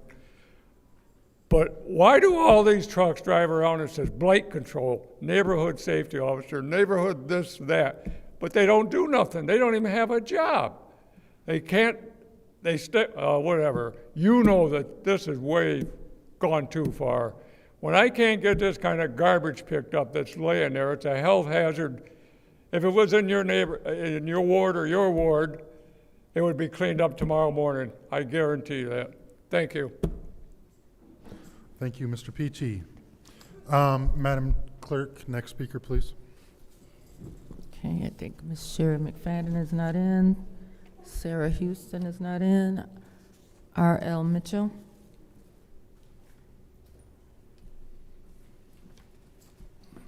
I'm R.L. Mitchell.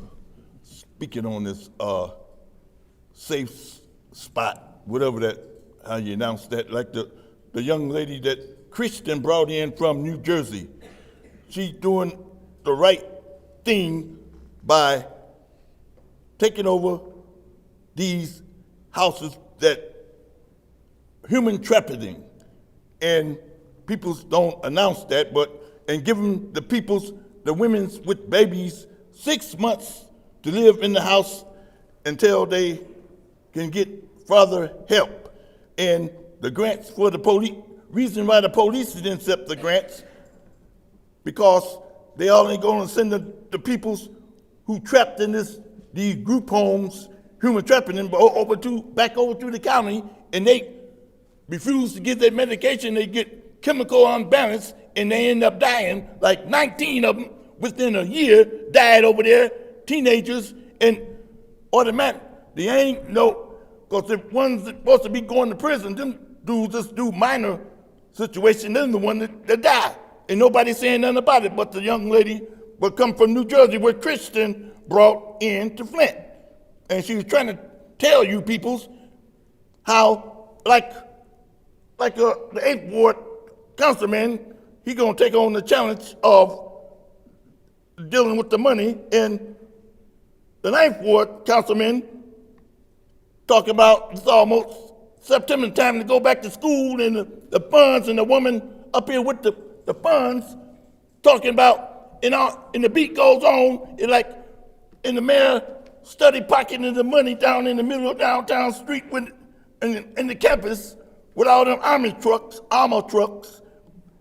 I happened to be down there yesterday, parked in it, and they was rolled by with a lawnmower looking, they couldn't see me because I was in a car with dark windows, and they saw who was driving, they backed up. They would have probably dragged the man out of the car like they did the old man, right there, because they shot a bullet right out posted. Anyway, this mayor we got doing all kind of stuff, and you like it's business as usual. And we always got this time limit while people's in here study doing this, ain't taking care of business like Christian taking care of business, acting like you scared to use the fund. Christian and dope money, talking about, like the man on St. John come up here, talking about you know what that dope stuff is, all that whole lot of money, everybody scared to use it like Christian using it. Think you're gonna go to prison. Ariel Mitchell, stay tuned, approve this message. What? Thank you. Madam Clerk, next speaker. Next speaker is Rich Jones.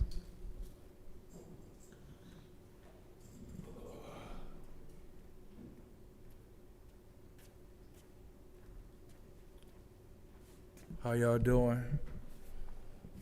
Ms. Carter, you made me stay here for this meeting. I was supposed to be at home sleep right now, but you are correct. The residents of Flint do need to stand up and speak out. And that is exactly what I have been doing, is trying to bring back that old Broham spirit. And I know you know about that Broham spirit. But also, city council used to hold council meetings in the public. Maybe that need to take place again to maybe bring in some more interest in the people to stand up. I'm not going to say anything negative, but I received some phone calls in between now and the last time I spoke. And I'm just going to say this. They question about the non-conversation, and I'm just going to be honest. They just said, like, no one was even interested in helping that lady that you told them that was living in a house that had lead problems. So, once again, just consider the residents. And it's been a lot of people like Miss Claire that came up here talking about water affordability. No special meeting was ever set up to where those ideals could have been brought to the light. It's been a couple more people that I feel special meetings should have been set up to where the conversations or the needs of the people that they expressed should have been addressed. Thank you. Thank you. Madam Clerk, not seeing anybody else in the gallery, I'm going to close public speaking. Yeah, RL spoke.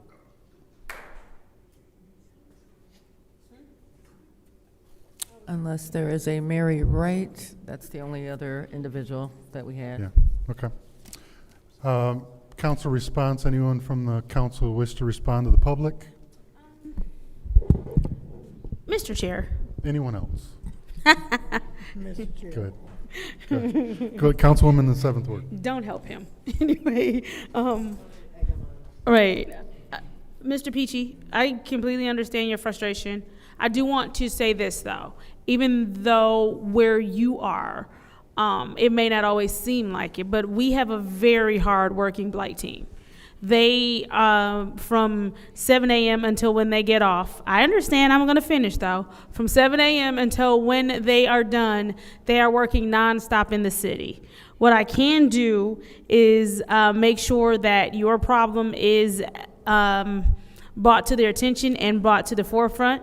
I understand that it is hard when you are looking at blight day in and day out, and when it appears that there may not be the same problems in every ward, but as Ms. Winfrey Carter stated earlier, every single ward in this city has its own blight problems. But as we've said time and time again, when it comes to maybe wards 1 through 4, there definitely needs to be just more put toward those areas, and especially in Ward 4, where we have a lot of homes that have been, burned down. They have whatever the issues, and so people find it easier just to go and dump there. I think that just more support needs to go toward Ms. Priestley and the work that she is doing. She has managed to get houses demoed. She's managed to get areas cleaned up in the 4th Ward. There has been forward movement, but sometimes what happens when there's so much, it's hard to see the progress that is made. But I will commit to going to check out that area that you did show us, Mr. Peachy, in your absence. I will commit to going to check out the area that you did show us, and I will work with Councilwoman Priestley to make sure that, hopefully we can get a blight crew over there very soon. I yield. Thank you. Anyone else wish to address? Well, I did, Mr. Chair. Yeah. I did want to address Mr. Peachy as Go ahead. well. I just looked that up on the Land Bank property portal. And again, I think Ward 4, 3, 2, and 1, we experienced a lot of blight issues. But we're all trying to work, and I was talking to Miss Judy, asking her have she contacted Genesee County Land Bank. I also will put in a complaint, and we will also be assisting me and Ms. Machette, Ms. Priestley on tomorrow or sometime this week to make sure we address and get that problem taken care of if we can. Thank you. Thank you. Anyone else? Go ahead. So our blight team doesn't do land bank properties. And so that's a misconception that I think Mr. Peachy has, is that we can just ask our team to go out and take care of the land bank properties. In order for our blight team to do a cleanup, they actually have to go to court, and there's a process that they have to follow. And it does take weeks and months. They have to be able to get permission from the courts to go in on private property and clean it. If it's city-owned property, there was a property on Robert T. Long Boulevard, that I thought was land bank, turned out to be city-owned. Even then, it took 2.5, 3 weeks to get them so that they could schedule it with their work crews and get their equipment out there, because they had other priorities across the city. Not that this wasn't a top priority since it was city-owned, but they did have to schedule it because they schedule it out up to a month in advance, because there are so many, and these people are busy. And we've done several houses and properties in the 4th Ward with our blight team that hadn't been done before in the past. And I'm also working on another one that hopefully we can get done soon. But there's large equipment back there, and trying to get that cleaned up is going to be a nightmare because nobody can take that equipment out. We do not have the facilities to do that, and that is a property on the corner of Branch and Davison Road. So we do our best, we work hard, we know our wards, and we know where the problem spots are. And unfortunately, the problem spots get more of my attention than the good spots, and so people in the other areas don't know. Thank you. Thank you.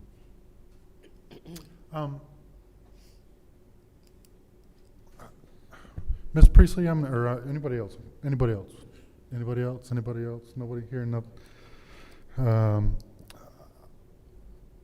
I'm going to disagree with you, Ms. Priestley, on we have to take everyone to court. I think that there are provisions that in health and safety concerns, we can absolutely deploy people. And we have before. So if it's a detrimental safety hazard, we can absolutely deploy people and take care of the thing and deal with it after the fact. We don't need to take everything to court. There were properties when the mayor still did stuff back in the day. We didn't take stuff to court. We've taken several Yeah. problem charges. So not everything needs to be going to court, and I would say that to Mr. Peachy's point, who is responsible, and the buck stops with the mayor. We've been lied to for 5 years on the NSO stuff. We've got no, as far as I'm concerned, we've got no progress on NSOs. I've had many meetings with the administrations about the lack of progress or the lack of work of NSOs and contributing nothing to the improvement of our city. So Mr. Peachy isn't wrong. He isn't wrong. Nothing gets done. So I'll leave it at that. On to the consent agenda. Is there a motion? I make motion to send the consent agenda to council. Moved by 4, supported by 7. Any separations? Any separations? I'm going to separate 260, 260.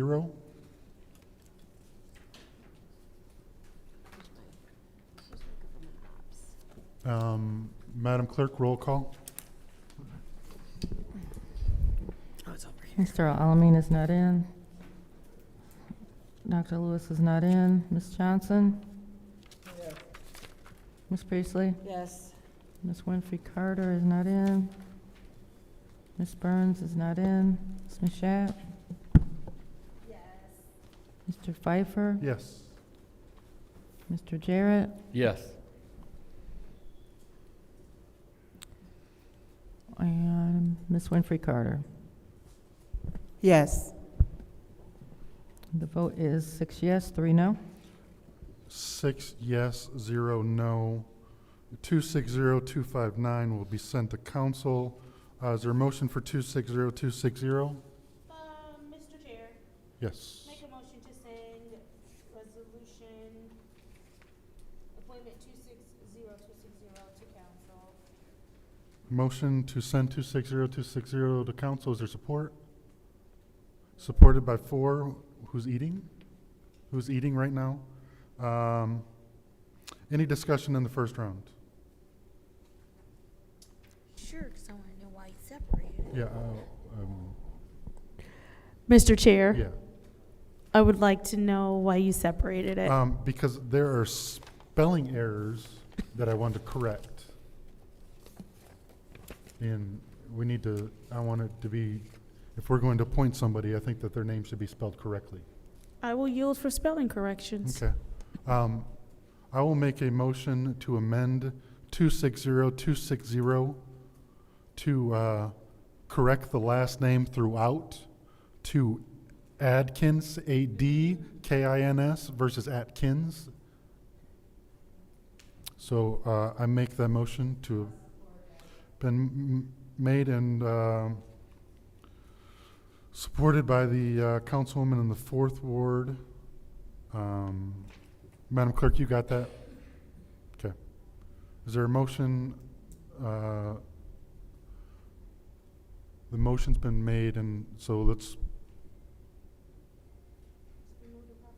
moved and properly supported. Is there any discussion? No discussion. Is there a motion, or, okay, let's roll call to amend it to 2.1.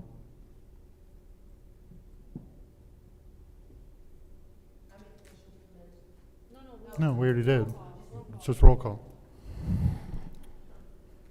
Dr. Lewis is not in. Ms. Johnson? Ms. Priestley? Ms. Winfrey Carter? Yes. Ms. Burns is not in. Ms. Mashat? Yes. Mr. Pfeiffer? Yes. Mr. Jarrett? Yes. Mr. Alamin is not in. Vote is 6 yes, 0 no. 6 yes, 0 no. Is there a motion to send the point 1 to council? It's been moved and supported by the 4th ward with no food in her mouth. Is there any discussion in the first round? Hearing none, Madam Clerk, roll call to send 260.1 to council.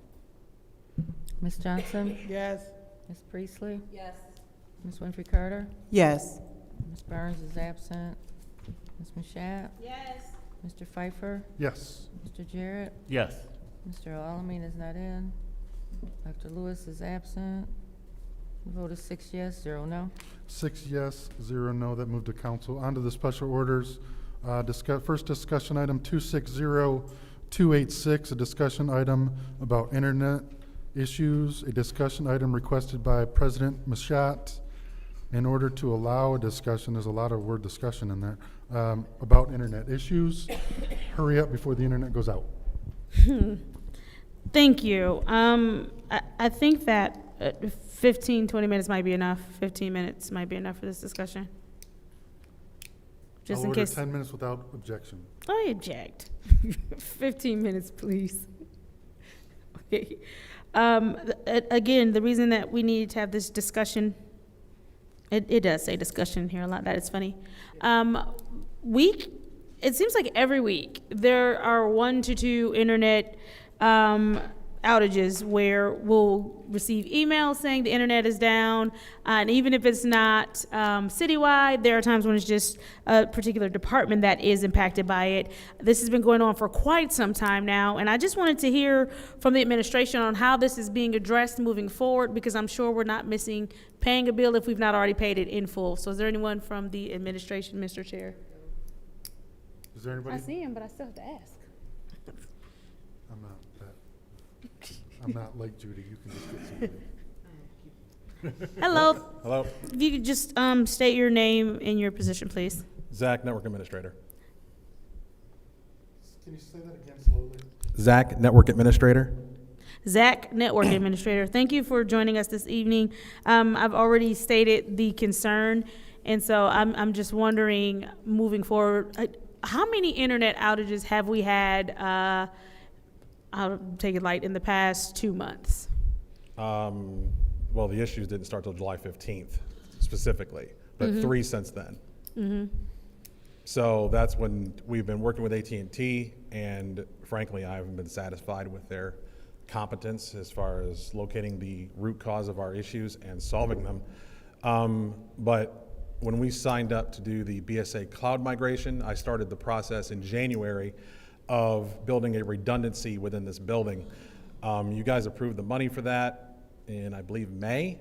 I got my quotes together, I think, in January and May. We got the approval, and the wiring was completed like 2 weeks ago. So I've been building out that network with our new switching and stuff like that. That's going to be coming in next year, but that's not really relevant to the issues we're having. With that said, we are going to be beginning a service with Comcast. We have a fiber circuit installed. It just needs to be rerouted from the north building where it was installed into my data center. Once we do that, we're going to integrate it into our firewall, and then it's going to become our primary connection, because my discussions with Comcast have told me that they have a 4-hour SLA on reporting an issue to fully solved, and that beats the hell out of talking to India all night long trying to get issues fixed, and frankly being gaslit all night about Oh, we see the problem. Oh, we don't see the problem. And we might need to send somebody out. Oh, we actually don't need to send somebody out. And I've had 2 AT&T technicians come into my building here and not find any issues. They keep claiming there's an office in Flint, there's an office in Toledo, Detroit, and it could be any of those places. So they're currently monitoring the circuit to try and make sure that we don't have any more issues with it. But as far as I'm concerned, once I have Comcast in here, they will no longer be a primary point of service for this building. So when we say primary point of service for this building, are we saying that AT&T will still be the service provider for other buildings? No, they will be relegated to a backup connection for everybody. A backup connection. If they're relegated to a backup connection, I would imagine we had some sort of contract with them to be a primary connection, correct? No, we have a contract with them to be a connection. To be a connection. Yeah. And so if they're going from primary to backup, does that change the amount that the city is being charged for the service? It's a good question. I don't think it's likely that we would get any cheaper, but I don't know how that would work. Because typically when you have multiple connections, you load balance between the two. There are some other complications in there just because I have to coordinate with County 911. We have specific security tunnels between the different sites, not only them, but other places. So they have to be informed every time I make a change, so it becomes a process. I had spoken with the mayor not too long ago. I said I was probably about 30 to 60 days out from being completely done and migrated over. And that was like a week ago, so I'm still working through that. But fortunately for everybody, I started this work in January, so I'm almost done with it. So. Mm-hmm. And so when we contract with Comcast, do we have an amount for how much that is going to cost the city? We started the contract. I think they set it up in January or February, so we're already locked in and good to go. I want to say it's roughly like $2,000 a month or something, which is pretty typical for a circuit of this grade.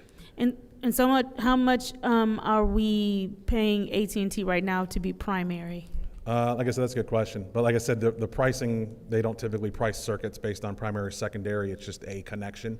So you're paying for it to be there regardless of whether it is or not. I have a similar setup out at the 3rd Avenue pump station. We actually have 2 fiber circuits coming in from both sides of the I understood building. it the first time you said it, but I said it like that for a reason. So how much are we paying AT&T? AT&T, I don't know how much we pay them. I only was involved in the fiber circuit when we set it up, so that's more of a question for Jeff Oh, Jeff's not here. or my finance people. Yeah. All right. Madam Clerk, could we send a communication to Jeff to find out how much we are paying for AT&T services, please? And I will yield for now in case any of my colleagues would like the floor. Mr. Chair. Anyone else? Mr. Chair. Yeah, thank you. Good evening, Zach. Just want to make sure I'm clear because I'm having some concern about added expense. So we've been paying AT&T whatever we've been paying them, and then in January we added we're adding what Comcast? Yeah, we added a contract with Comcast for a circuit with them as a secondary provider for fiber connection. Okay, and that came this year? Yes. Okay. And that came before we were having problems. Yeah, I started this after we signed up to have BSNA move to the cloud, which is our primary ERP system, which means it's going to be a lot more riding on if our internet goes down, that's going to affect more things. Right now, internet goes down, it affects things, but like customer service doesn't go down because we host all those servers internally. Next year, that's going to be a cloud system, which means we lose AT&T, we lose BSNA. So that's when I said, okay, we need to add in a second circuit so that when all these things move to the cloud, if we lose one ISP, we have another one that'll pick up the slack. Okay, and that started, you say that expense started back in January. So yeah, that's not a new expense since we've been having internet since July. Yeah, like I said, 15. I started working on this at the beginning of the year. So. Okay, and that's what, because I understand and can see where my colleague in the 7th Ward was going with the expenses being added. But I now have a little bit more clarity on the fact that it didn't the expense was added as a backup first part of the year and not as a result of these outages and a response to that directly. Yeah, it's been in the works, and it's also just best practice. County 911 has multiple ISPs coming in. It's just it's the cost of being redundant. All right. Thank you. I yield. Councilwoman in the Fourth Ward. So the problem last night with transmitting and tabulating the votes, was that a result of this, of? No, internet? It that was a that was computer? that was a result of the county apparently not having any network staff on call all week this week. I spoke with them yesterday, working with Barb Harrington, and we had everything set up on our end ready to go. But when I spoke to their only guy over there, he said there is an issue with how it's set up, and there's nobody here to fix it this week. And I said, cool. That was, Request for information. yeah. So if I heard correctly, Flint numbers did not get in on time last night because of the county. I believe that's what he said. Okay. As far as what on time is or isn't, I don't know. I just know that they couldn't fix our box. Yeah. And I was told Flint Township wasn't working either, according to the clerk's office, so I don't know. We were watching the results, and Genesee County wasn't coming in very fast, so it wasn't just Flint Township, it was. Yeah. And Flint, it was other things as well. Well then, phew, aren't you glad, Davina? Davina promised me she'd be out of here by 10 o'clock last night, and not having been transmitted, I went, what's the problem here? Okay, thank you very much. Yep. Okay. Anyone else on this discussion item? Then we will close it out at. Thank you. We will close it out. Next discussion item, Second Ward NSO position, a discussion item as requested by Second Ward Councilperson Lewis in order for allow a 10-minute discussion on hiring a Second Ward NSO from City Administrator and HR Director. I will yield to the Second Ward Councilperson. Okay, not here, then I will close out discussion item 260287. Is there a motion to adjourn? So moved. Moved and supported. Madam Clerk, roll call.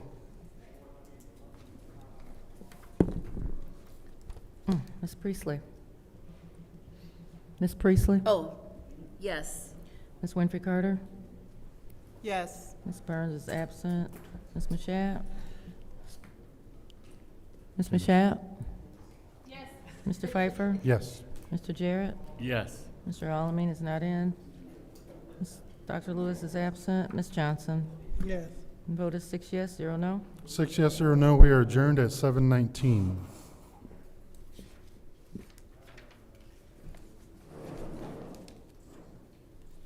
We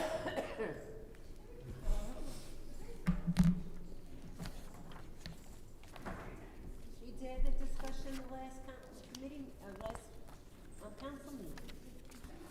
Well, no. The time is now 7:19 p.m. I'm gonna go wait a second. The time is now 7:20 p.m. on Wednesday, August 5th. I hereby call this legislative committee meeting to order. Roll call, Madam Clerk. Mr. Alamin is not in. Dr. Lewis is not in. Ms. Johnson? Yes. Ms. Priestley? Present. Ms. Winfrey Carter? Present. Ms. Burns is not in. Ms. Mashat? Present. Mr. Pfeiffer? Mr. Jarrett? You have 6 members present. We have 6 members present. It's now time for the reading of the Disorderly Person City Code subsection. Any person that persists in disrupting this meeting will be in violation of Flint City Code Section 31-10, disorderly conduct, assault and battery, and disorderly persons, and will be subject to an arrest for a misdemeanor. Any person who prevents the peaceful and orderly conduct of any meeting will be given 1 warning. If they persist in disrupting the meeting, that individual will be subject to arrest. Violators will be removed from the meetings. Are there any requests for agenda changes and/or additions? Seeing as how there are no requests for agenda changes and/or additions, it is now time for public comment. Members of the public who wish to address the City Council or its committees must register before the meeting begins. A box will be placed at the entrance to the council chambers for collection of registrations. No additional speakers or slips will be accepted after the meeting begins. Members of the public shall have no more than 3 minutes per speaker during public comment, with only 1 speaking opportunity per speaker. First public speaker, Madam Clerk. I believe the only public speaker that is still here would be R.L. Mitchell.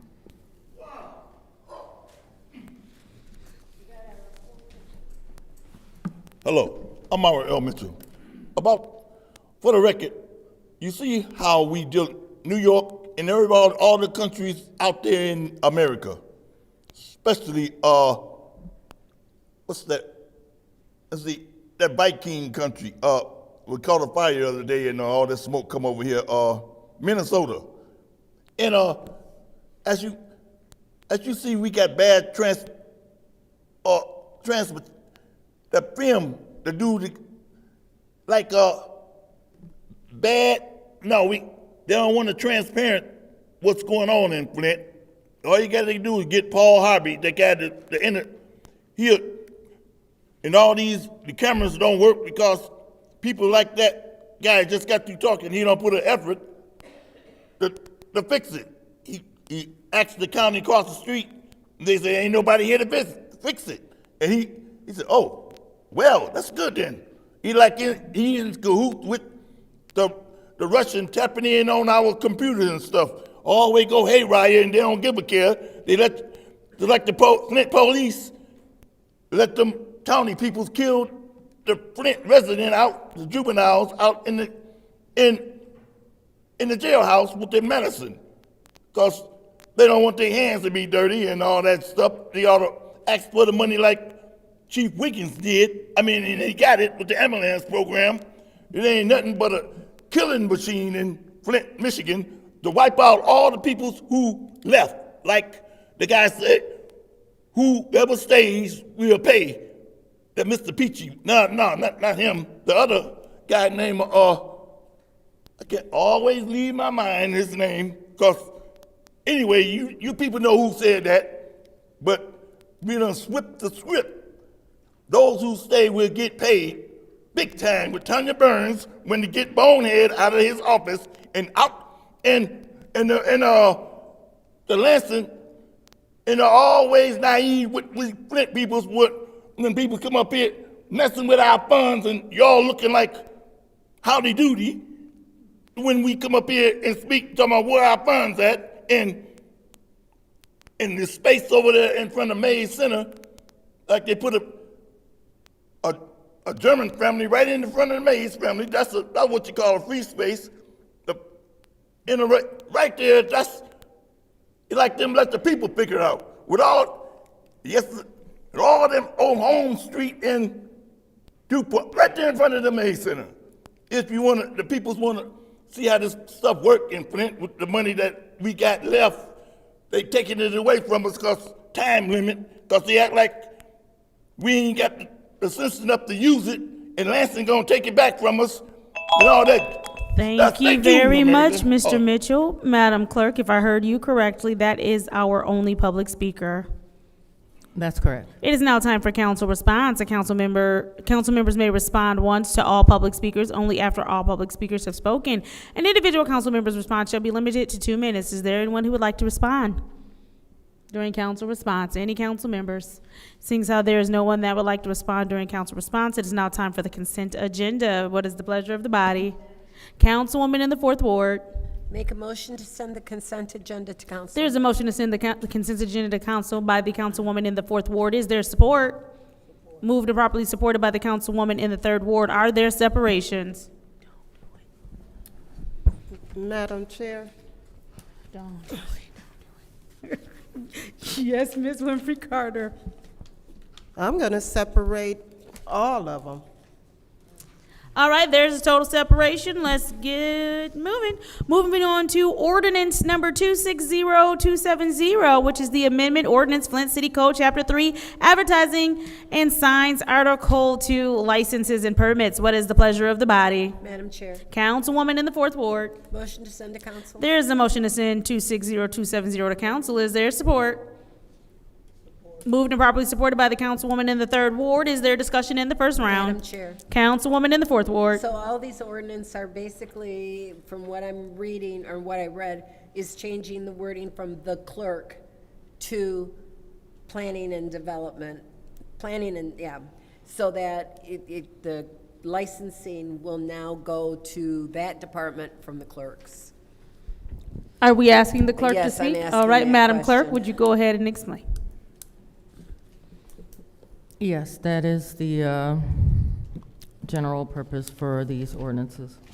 All right, and the only other option, rather than just crossing out the word the clerk and putting the new department in, the only other changes I saw in the word, basically it, from her or it, or him, her, whatever, a tense, pronoun. Changing the change. pronoun to Yeah. neutral. Got it. That's correct as well? That's correct. Okay, thank you. Are you yielding? I'm yielding. All right, is there anyone else in the first round of discussion? Yeah. I'm gonna go with Councilman Pfeiffer. Through you, the Madam Clerk. Madam Clerk, is this for first reading and we still have to publish these? Yes. So there's still a, Yeah. this is just to send for first reading? Yes. Are you yielding? Okay, Councilwoman in the Fifth Ward. Okay, Madam Chair, through you to Madam Clerk. So this is with, how many ordinances in this packet? This is for all of the ordinances in this packet, right? Correct. So, this has been something that's been in the works for almost 2 years. Okay.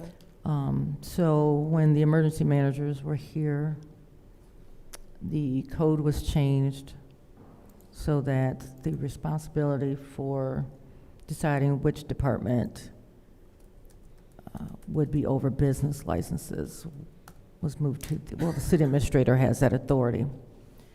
And that was done by emergency management, but it wasn't enacted at that time. So since, I'd say over the last almost 10 to 15 years, the clerk's office has been doing licensing, but our capacity has lowered quite a bit. So this is being done in an effort to move this to business licensing. Business and community services, because they actually have the ability to enforce business licenses more so than the clerk's office. When that was brought up, I requested that every license be moved to that division, not just business licenses, because I didn't want it to be some here, some there. So this is being done in an effort to move all of the licenses that are currently done by the city clerk's office under the division of business and community services. Okay. Okay. I yield. Is there anyone else in the first round? Seeing so there's no one else in the first round, I would like to make an amended motion if I can, to send ordinance 260270, 260271, 260272, 260273, 260274, 260275, 260276, 260277, 260278, 260279, 260280, 260281, 260282, 260283, and 260284 to council for first reading. Support. I'll take the support from the Ninth Ward. I don't think we need to have discussion for that, do we? Is there discussion? Councilman Pfeiffer. Through you to, I guess the city attorney.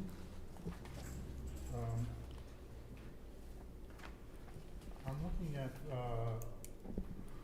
260274. This is the firing range ordinance.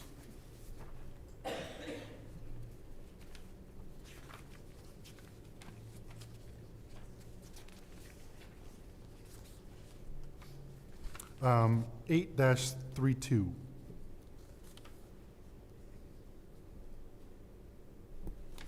Yes, and what is the question? The question is, the wording on this says that, to me, it's it shall be the duty of the Department of Planning and Development and any person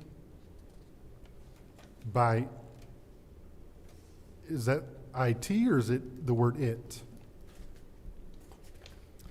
1 second, let me find Yeah. that one in the pile here. You said 832? Is it designated, is that a correct term? Should be its. Or it's? Because to me, IT is, that looks, Madam Chair. I apologize. What was the last digit to the ordinance that you were referring to? 74. 74. Thank Madam you. Chair, I believe it's referring to the department. So, I'm sorry, you said the department? Yes, my interpretation would be it is referring to the department, rather than a him, which was referring to the city clerk. Okay. And I believe this, I understand we want to do the correct pronouns or whatever, but by it designated doesn't sound correct to me. It's designated. I think we're taking it a little too far. Any person or any persons, and like, who's leading the Department of and Planning Services? Like, we're saying that the department is going to do, so any low-level person could designate somebody? Madam Chair, through you to the clerk. I mean, without a flow chart on who would have the authority to designate anyone, I mean, we're just saying that a make-believe department, somebody magically gets designated. I don't know. so, Madam Chair, I believe that when the original ordinances were adopted by the emergency manager, it speaks to the authority of the Director of Planning and Development to give that authority. So I think these ordinances are tied into ordinances that are already Madam Clerk, who is the existing. Director of Planning and Development? I do not know. I don't think there is one. There isn't one at this time, because, yeah. Okay. I'm sorry, you're saying you're at 8-32? Yeah. So it shall be the duty of the Department of Planning and Development in any person or persons by its designated. By any person or person by it that sentence does make sense once you say it. Yeah, it doesn't make sense. No, it does. It does? Yes. Okay. It's basically saying that any department designated by it.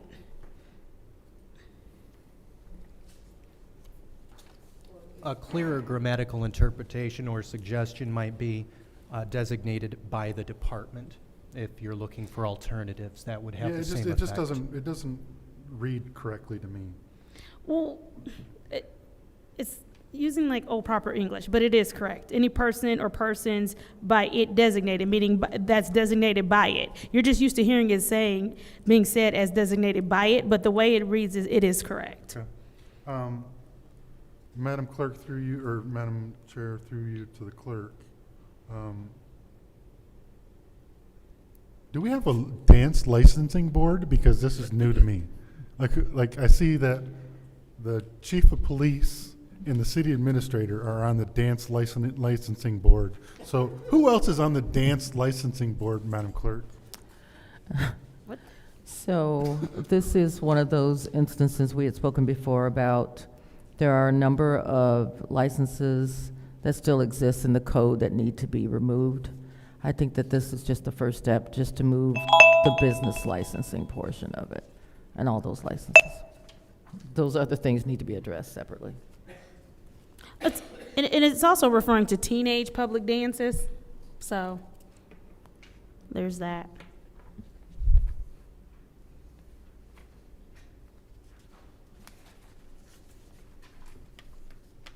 Is there anyone else in the first round of discussion? Anyone in the second round? All right. Madam Chair. Go, all right. Yep. Councilman Pfeiffer.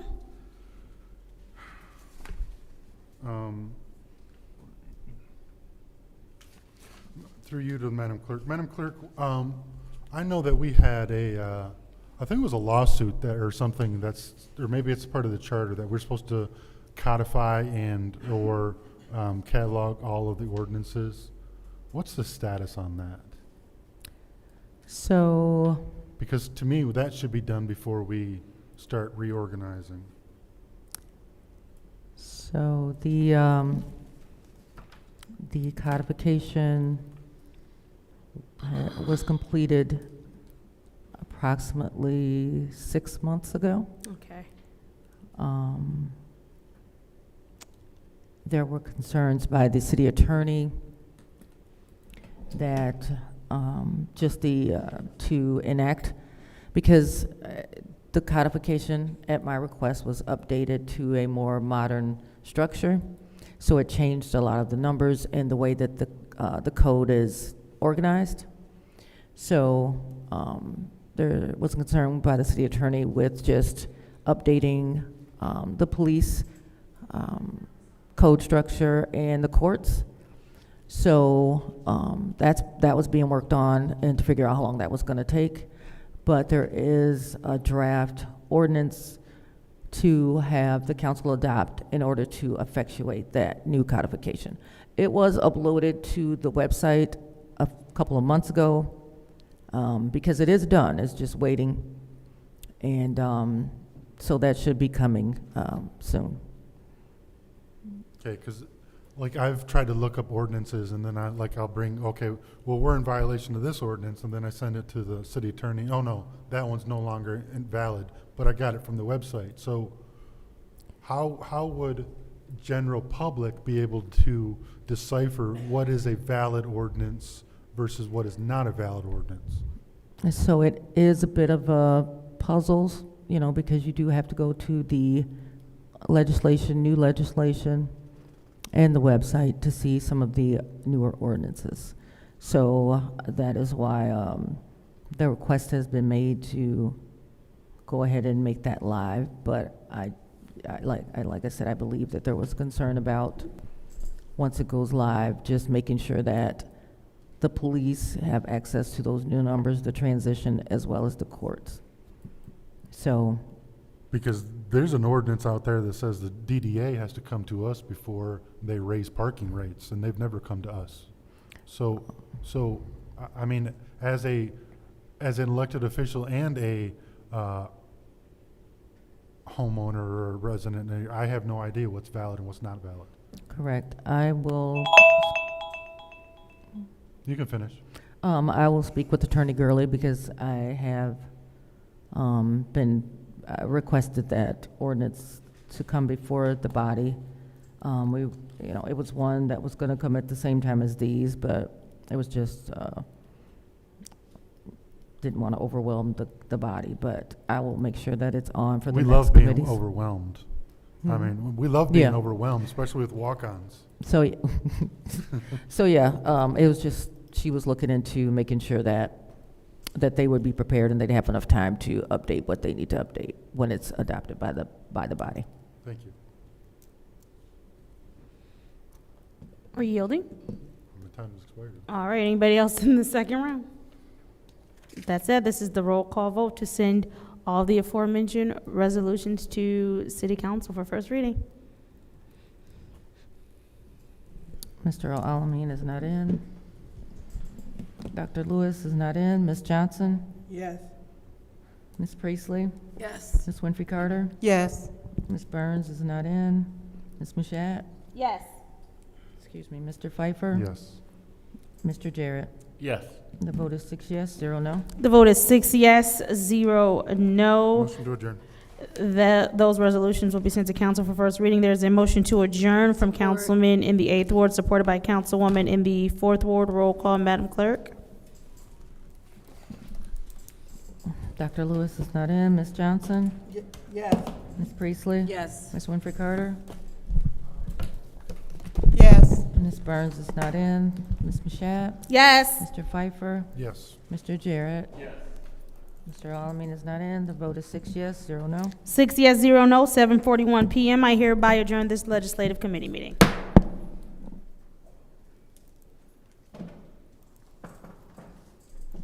Change my password.